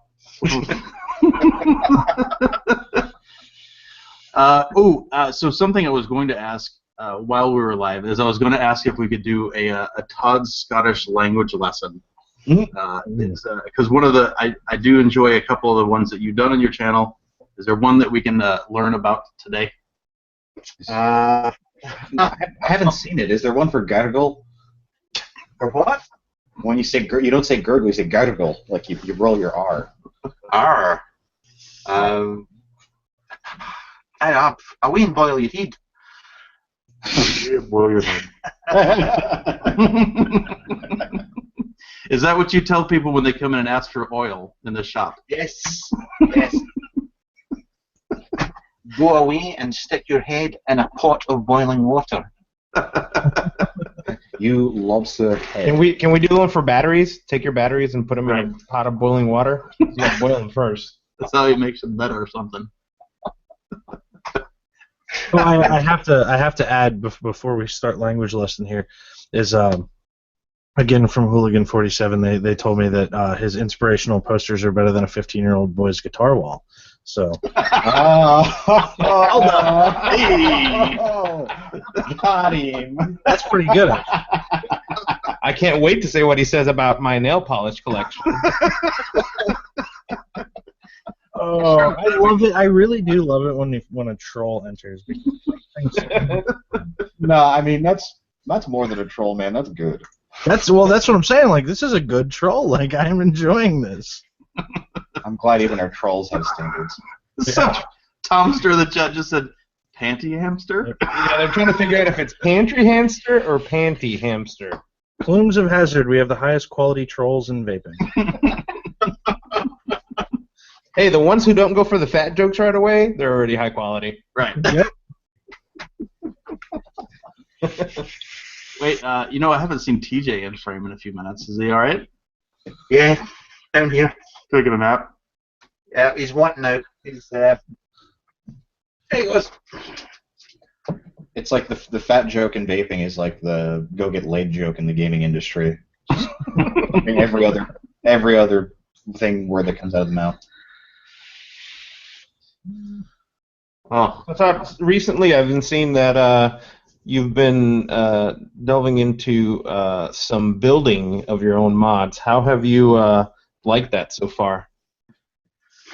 That's a long story. I did the SX350, which was quite easy.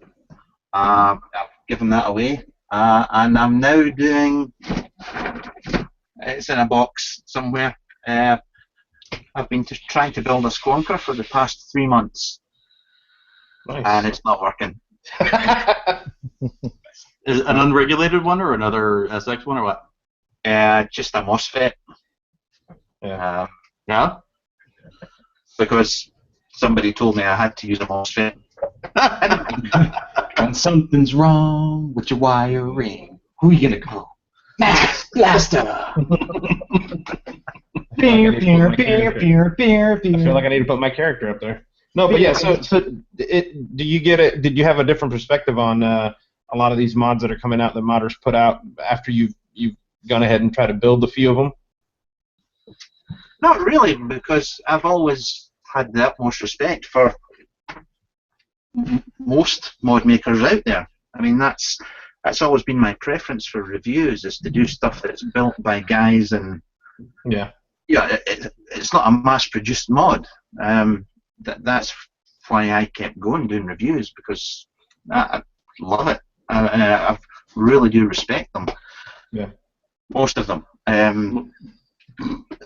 With a few exceptions here and there.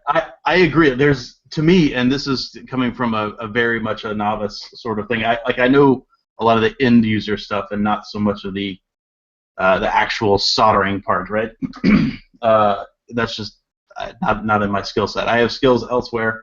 That's not really one of them. I'm not willing to take something that can melt metal and put it on a circuit board.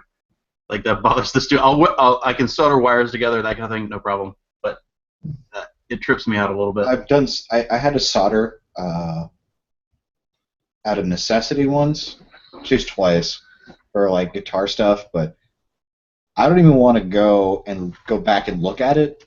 It looks fucking terrible.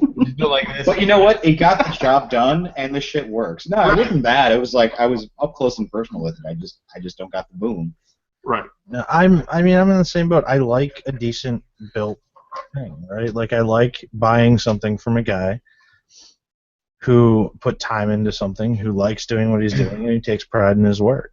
Yeah. And for something, and I just had this conversation with my wife about baby stuff. Said if it's something that I use every single day, I'm willing to pay a premium for the quality item. Yeah. Because I'm using it every single day. Yeah. That's kind of how I feel about vaping stuff.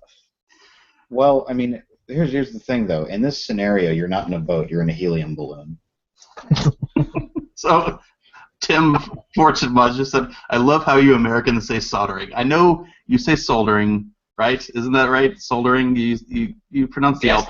But you skip over all the extraneous U's you have in all these other words, like favorite. You should be saying favorite. Favorite. Right. You skip those U's, but you pronounce the L in soldering. Any calower you like. Any calower, yes. Oh, that's really funny. We love you, Tim. It's okay. That's good. But that changes based on the region you're in the UK as well. Right. You know, you can go 100 miles and people will say something completely different to down the road. Or how about the green things that you put in food, the HERBs? Green things. Right? You say herbs over there. We just skip the H completely. It's just Say herbs. So we haven't had a UK guy on in a little bit, especially one who's been through a lot of gear. And this is something that I've always found interesting about market dynamic. If something comes from like China or the US or anywhere that's not the UK, if we pay $250, you guys pay 250 pounds. Mm-hmm. Which is why I think when you get into like the nice mod market, you know, you guys pay 300 pounds and we go, holy fuck, that's a lot. Well, like the Provari or Provari, Yeah, is over here. I would consider it a relatively reasonably priced mod. Well, if all the high-end mods were made in Greece, then different story. Yeah. Because the euro is shitty right now. Oh yeah. But just one of those kind of interesting observations is, you know, if a Hannah costs 250 pounds, then the high-end mod at 400 pounds isn't terrible. But over here, the high-end mod at 400 pounds is like 700 bucks. But I wanted to know your experience with that, because you've been through a lot of mods and you've been through a lot of stuff and devices. Yeah, I mean the Illuminati hybrid. Mm-hmm. I mean, by the time that got to me here, I mean, I won't actually say how much it cost me out loud, because my wife might hear me. But by the time VAT and customs and paying the full price you guys pay, that was expensive. But yeah, you're prepared. I mean, that it's my hobby. I mean, that's the thing. It's a hobby. I'm prepared. I mean, I could be spending that 4 times as much as I do in a mod on a new exhaust system for my car. Right. Which was my previous hobby. So, you know, it's all. I joke that guitars and music equipment was my hobby prior to the vaping thing, and that was just, I mean, $400 was a steal if you could find a decent instrument for 400 bucks. That's true. So should we talk about the lull a little bit? You were a reviewer. You're not a reviewer now, but you're not a reviewer who's still reviewing things because you just can't stay away. So it's like a rapper saying he's not a rapper. Yeah. We really know, we know what really happened. We know what really happened. He closed the gate. He closed the door on the shed. He went inside, and his wife said, "Are you kidding me? Get out there." So Todd's gonna come out with a vlog. He's gonna be like, you know, I've had enough of you. The deck on this Goblin Mini here is very. I'm not a reviewer. But anyway, it makes great, but I'm not a reviewer. Historically, you've taken a break in the late summer anyway, right? You've taken a few weeks off to get a vape center and catch up and do something that's not vaping.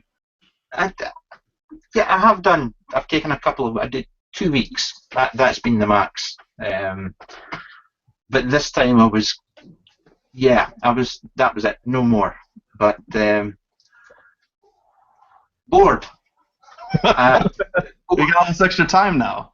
Yeah, there's only so much DIY you can do. I mean, there's. It's like, oh man, I got this. Oh, you can tell how bored he is that he comes on Plumes. That's Yeah, how bored he is. seriously.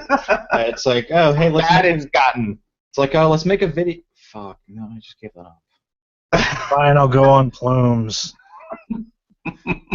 You gotta be honest though. You love it. It is always one of the reasons why I've always liked watching your videos is because you love this stuff. I do. You have consistently stayed more excited than anybody I've seen in this industry over a longer time. I don't know. Rick Trippers is pretty excited all the time. That's because he's on crack. It's cocaine. But you get something in new and you're just smitten with it. Like I don't think you could quit if you wanted to. It still excites me. I mean, it does. It still excites me. There are there's mod makers and there's new stuff coming out that is exciting, and there's some stuff that just doesn't excite me at all. I mean, I don't know what I'm going to do. I mean, when it comes to like the DNA 200 and things like that, I mean, that doesn't excite me in the slightest. It just doesn't. So, but it does 200 watts, bro. It's like better than. That's better than 100 watts by a lot. Yeah. I don't know. I honestly, the most exciting thing to me about the DNA 200 is that I can program the lock screen with the Plumes logo. Yeah. Oh. That's the thing that excited me the most about it. Was programmable screens. I can make a temperature setting or I can make a coil setting that says way too fucking hot. Right. Come up when I switch to it. As opposed to Preston, who like immediately made dick pics and stuff in his. Yep. Yeah, from Vapor. Somebody asked how long we've been trying to get Todd and failing to get Todd on the show for how long. I will tell you this: when we first started, this was when Todd opened up his forums, and because I want to talk about that in a minute, but Todd opened up his forums, and I sent him a PM. I was like, hey, is it okay if I post the first couple, these shows in here, and because I don't want to spam, and then I know we're not supposed to put existing.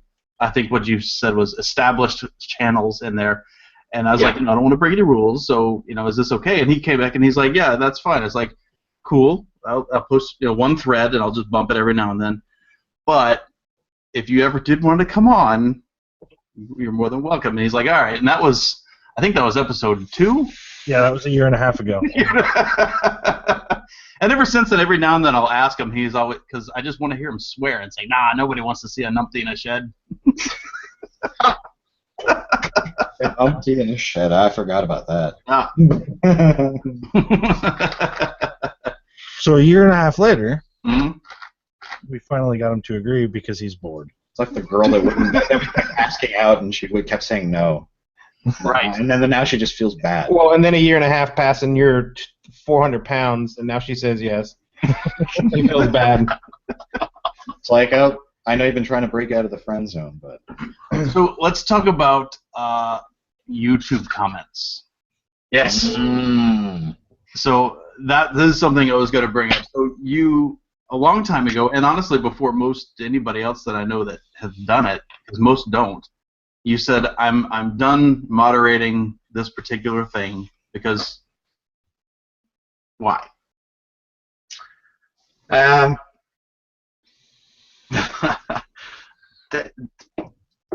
Yeah, okay. I have Facebook, I have my webpage, and other avenues to get in touch where people have an identity, so they have to take ownership almost for what they say. Whereas on YouTube, you could be anybody and just post any shit you like. And they do. And if you don't have something constructive to say, then I don't want to listen to it. So I just started blocking people, and then I found myself spending more time dealing with fuckwits, and so I just switched it off. Yeah. Down with cunts. Yes. Yes. And now I've spent the past 2 years almost. Everybody that gets in touch has usually 9 out of 10 times, a proper question that they want answered or they want help with. Yeah. So you spend your time helping folk rather than dealing with trolls. Yeah. Sure. And that's it. Fair enough. And I joked a long time ago, and we obviously are super small time and whatever, especially back then. But even so, like, I found myself spending an inordinate amount of time answering questions on Facebook, answering questions on the YouTube comments, answering questions on Twitter, answering questions on all this stuff, and it was too much. And that tiny fraction of the number of people that follow you, I can't imagine what you and Nick and all these guys deal with. I can't blame you for wanting to limit the avenues. No, and YouTube is one of those odd avenues, and it's weird because half the time you can't respond to half the questions because they posted them in the wrong place. Yeah. I mean, the occasional troll, and I mean, we usually do it live. If we get a troll comment live, I block them from the channel live. Like, I was like, fuck it. Yeah. because if you want to hit us up with a question, cool. If you want to come into our chat and troll a bit and have some fun, like, I can appreciate that. See, that's the way I see it too. Is if you have a troll that's just fucking spamming or putting shit in the YouTube channel, it's one more line that gets pushed down, right, for someone who can have an actual valid question that you have to go through, that you have to sift through to deal with that. So. But if you want to come troll and chat, have a little bit of fun, crack a couple jokes, any of that, I'm down with that. I like the funny trolling that happens that you're coming up with new stuff, right? The fat jokes, hey, like we haven't heard those before, but when someone goes in there and actually takes some time into it, now those are worth it, right? Yeah. But someone who's just gonna go in and type, you guys look like a bunch of fat faggots or something, it's like, okay, we'll just delete this one. Those are time wasters, but we're all down for some serious ribbing. The moral of the story here is if you're going to insult us, be smart about it. Yeah. Be clever. Come up with some new material. If you insult us in a clever manner, we'll praise you for it. Like the terrorist jokes are like RTAs in the market. I don't give a fuck. Okay, cool. Look how much airflow is going. So Jamie in chat just brings up a good point we should talk about a little bit, because I want to give you some props for taking a resource that you've been given and turning that into charity, because that's something that other people do, and that you see the raffle groups and stuff, and we're giving 10% of this $1,000 sale to charity, fine, but you've made it like a point to gather your cool stuff and either sell it or raffle it or whatever, and just turn all of that money over to charity, which I think is super cool. So is there a favorite charity or something you want to talk about or anything like that? Yeah, I mean, I started doing it because I wanted to give back to a charity that had helped me, which is Scottish Association for Mental Health. So that's what the first raffle was for, and then it just took off from there. And some of the stuff I raffle off, if I put it on eBay, I mean, I do keep 20% sometimes. Sometimes 100% goes to the charity. Yeah. But I mean, that's 25 grand now.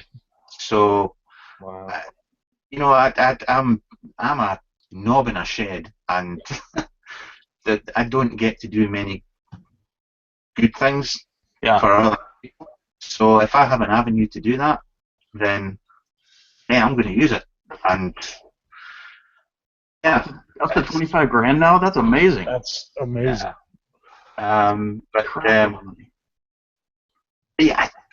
Yeah, I still get crap for even that. I mean, that's the thing. But incredible. Welcome. There's a lot of ball hairs out there, right? There's a lot of ball bags. Ball bags. Ball bags. A ball hair is a unit of measurement. Oh, okay. Oh, here on the Plumes of Hazard, we use dukes for measurement. We do. Yeah, we use dukes for measurement here. That's spectacular.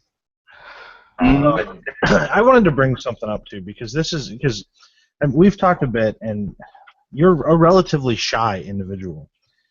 Yes. You don't like the vape fame thing, and you don't like all that stuff. But I wanted to kind of talk about some of that a little bit, because I had talked to a few guys once upon a time who were like, we hit up Todd to ask if he'd take part in this, and we didn't hear anything or something, so screw that. And I'm like, look, you got to understand that he doesn't get into this stuff. Like, he doesn't get into it. Took us 1.5 years to convince you to come chat with us. Yeah. But I wanted to give you a chance in this forum to kind of talk a little bit about your feelings about vape fame and just kind of being a shy person in general and not wanting to do too much overall in vaping like that, other than videos.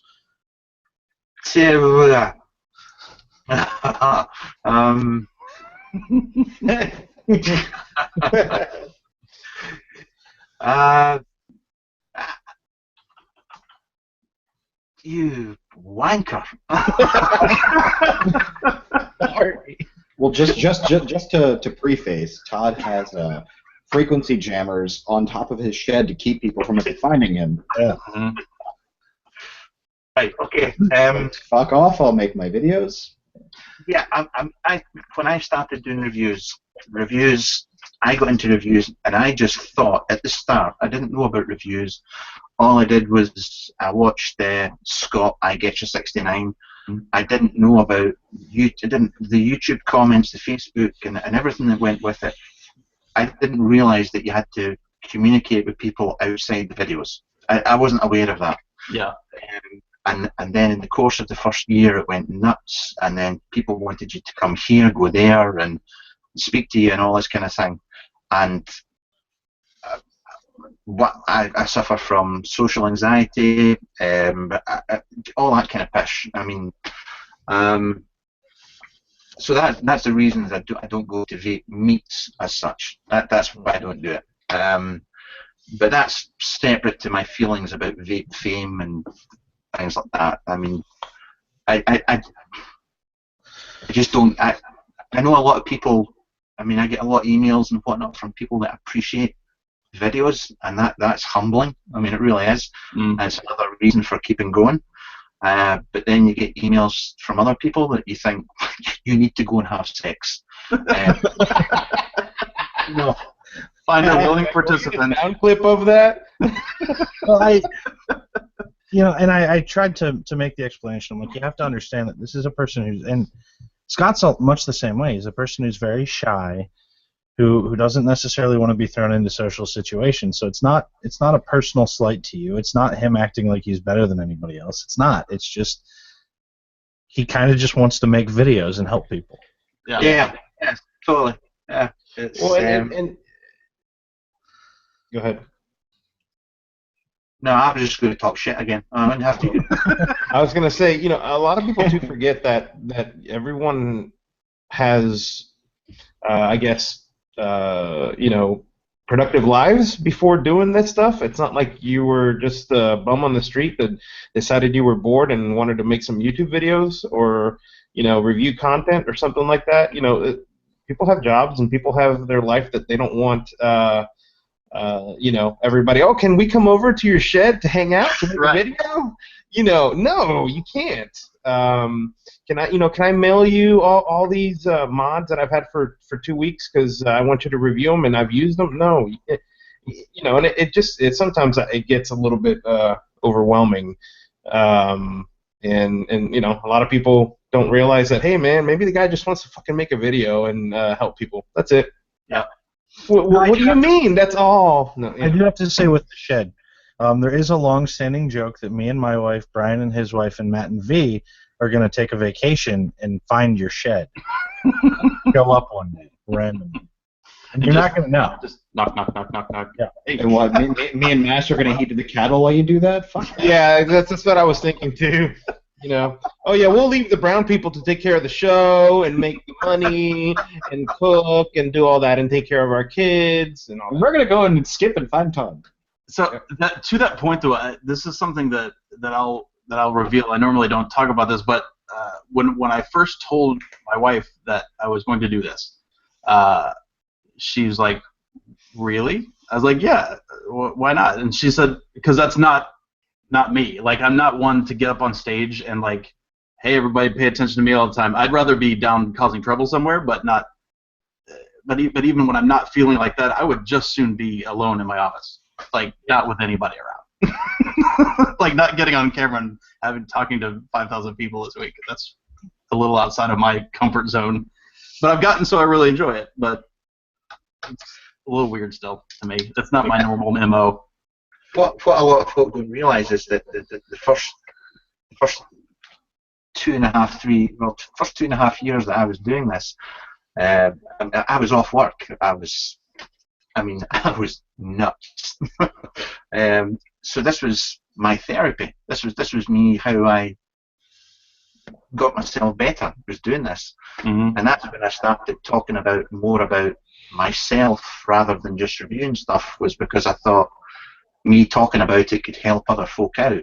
Yeah. So that's where that came from, and I'm talking about it again while Well, no, that's exactly right. So that's what I told my wife. I was like, look, the reason I'm willing to do this and be outside my comfort zone a little bit was because I want to help people stop smoking, and that's a way that I think I might be able to do that. And because I know how hard it was for me to quit.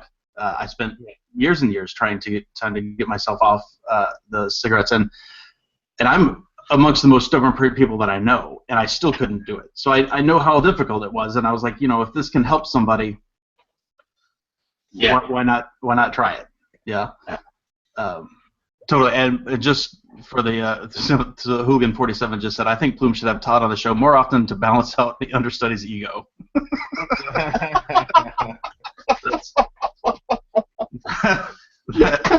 Bring the average down a bit. Yeah, we probably need it, honestly. Right. So what people don't know is if Todd turns the camera to the right a wee bit, we'd see this. Oh. I don't understand. I don't either. You don't know what that is?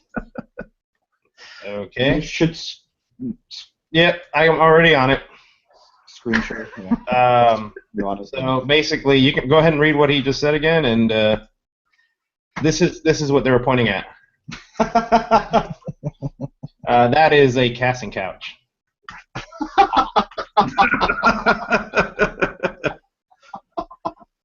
We'll just get that off the air real quick.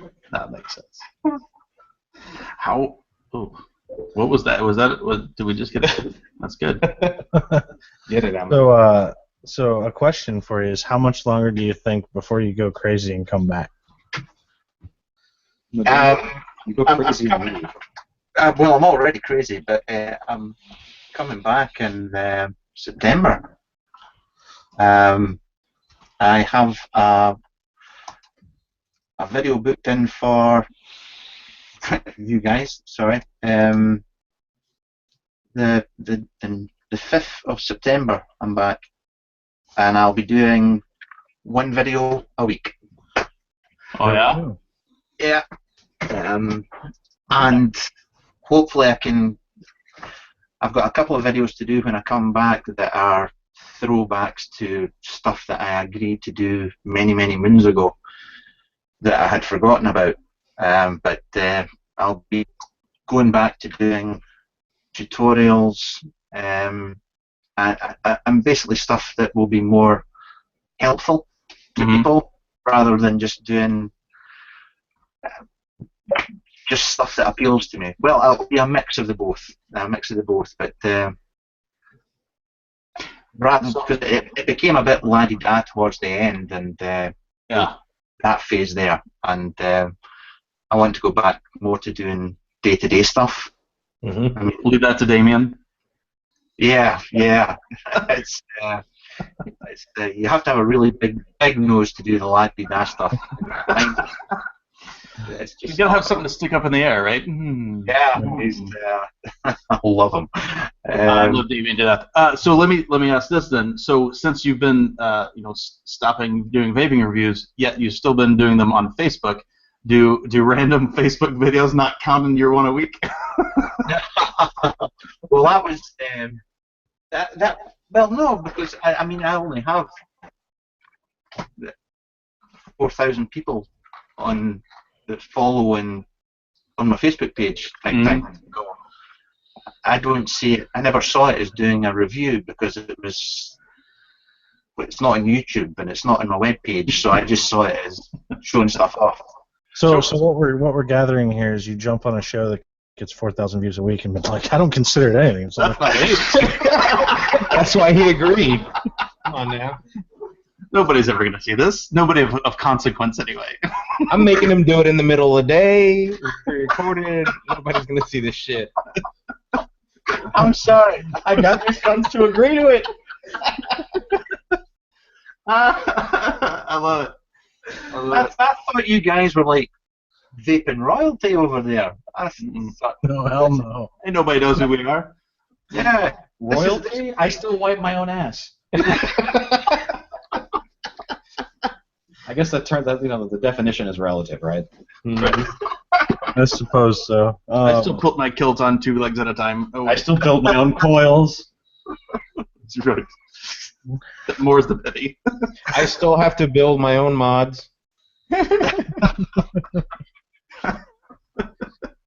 Right. Hey. Ooh. So once you decided to shut this down, whenever that was, a couple of weeks ago, has your queue been getting longer? Like, has stuff been continue to come in that people are demanding that you review? No, because for about but for the past 2-3 months, I've been turning down stuff. Mm. So Right. that's what I mean. The stuff that's turned up is I agreed to. I didn't know. I mean, like the PVA 40 or whatever. I didn't. I don't even remember agreeing to it, but and it just turned up, and Yeah. so it's just stuff like that. But now it's working in a vape shop as well. I mean, Yeah. that's a year I've been working in a vape shop now, and it's I want to review more stuff that will appeal to newish vapors. Right. Which are the vast majority of the vapors out there, right? I mean, Yeah, totally. 90% of them or something, right? Yeah. I mean, the best job I ever had was teaching people. I was an IT trainer years and years ago, and that's why I enjoyed this when I started off, and I want to get back to that aspect of it. But not teaching people how to coil, because I can't coil. They always work, don't they? Something, and then I decided not to, and Yeah, it's if it glows red and the juice vaporizes, then shit's good. So I'm totally on the same. So I feel strongly that my simple, 10 rep 26 gauge coils, either single or double, they vape basically just as good as these Instagram perfectly centered, gorgeous things that people are building. Yeah. Mine work. They work. I agree. And I'm sure yours do. I mean, I did 4 wraps of 0.25 canthal for 2.5 years. That's all I did. And I was happy with that. Right. And I'm still happy with that. We have 2 really good questions. Yes, we do. But we have to we got to kind of ask questions because we're going. This is going to be a really long segment. First one's from Craig. He would like to know if there's any reviews that you regret making. Oh yes. Any that you'd like to share. You don't have to. The K-Fun 2.1. That was my worst review ever. That I still remember. Doing that and thinking I rushed it. It was just in. I'd had it for about a day, and this was years. I mean, this was back when I started, and I fucked that up royally. I really, but it's still live, and you can see it, and it's. I don't believe in taking stuff down just because you make a mistake. I have a similar story with the full line of Genesis 2 devices. Back when I reviewed like 3 years ago. Yeah. It's still up and available, and I regret making that review too early before I had tried enough gear to form a proper opinion. Yeah. I was a big fan of the K-Fun. It was the V3 then, and then it was the V2.1, and so I assumed that I knew the device inside out before really using it, and it was obvious that I didn't have a clue. I mean, in Sean's case, Detective Sandy was not on the case. And the other one was, is it upsetting? And this is from Fortune 93. Is it upsetting when people send you stuff without asking? Yes. Asking first. Yes, but 9 out of 10 times, unless it's something different or interesting, then it'll just get passed straight on to somebody. Yeah, just it's. I mean, there's stuff. I mean, just before I stopped, I mean, a Segele 150 TC and what was the other one? The 3 temperature control one. They turned up. I have no idea who sent them or where they came from, but they just got passed on. So is that something that the obligation that you feel? Do you still feel that when somebody is really excited and wanting to send you something on, but you're not terribly excited about the thing? Is there an obligation that wells up? yes, very much so. But then after you spend a few days talking, after you spent a while being plagued by Chinese manufacturers, that goes by the wayside. You just it's water off a duck's back after then. It's when it's new mod makers that are wanting to get their name out there, or I do feel that I have to, but I'm now at the point that unless it's got something that sets it aside, as a unique selling point, then I'll not take it on. It's sure. That's fair. So I think, those are the good questions, right? Do we have anything else? 'Cause we're coming up on an hour. There's been a few people that are wanting to talk about AmeriVapes. That was a long time ago. It was. I don't necessarily know that it needs to be talked about now. I could spin it up in 2 seconds flat. Oh yeah, do it. I got a product from a vendor. I reviewed it. There was an issue with it. I contacted the vendor before the review went live.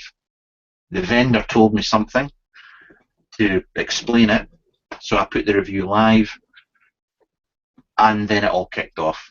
So then they got mad. Yeah, in my book, I gave it due diligence. I wasn't duty bound to get in touch with the company and this and that, but I did. I got in touch with them first before the video went live. In all fairness, because of the video, we got to see Chuff make bubbles. We did. That's true. Yeah. So that was it, and then it just, yeah. And then it got funny. Yeah, it got really funny. Yeah, really funny. And then the engineer mod was born. Crazy. But no, there's been a. They're not alone. There's been a few.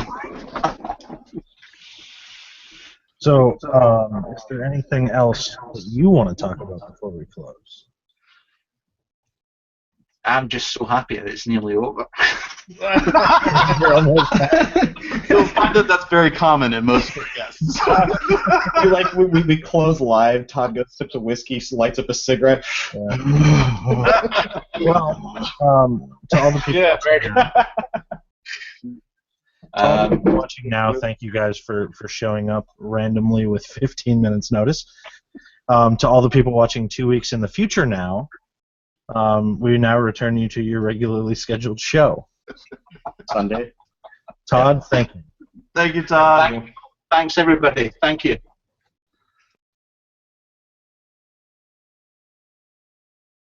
Well, that was nice. Huh? Oh. Hey. We're back.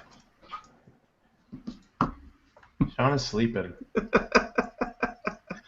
He can't contain himself. I think Foo's just asleep. He's not even cammed up.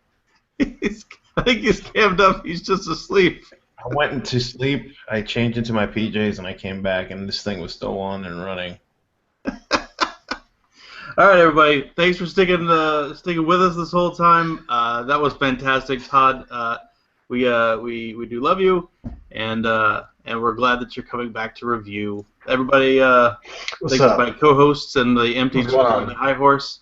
Oh wait, no, he is there. He's just asleep on the couch. I just thought it was an empty chair. Bye, everybody. Sean's the worst.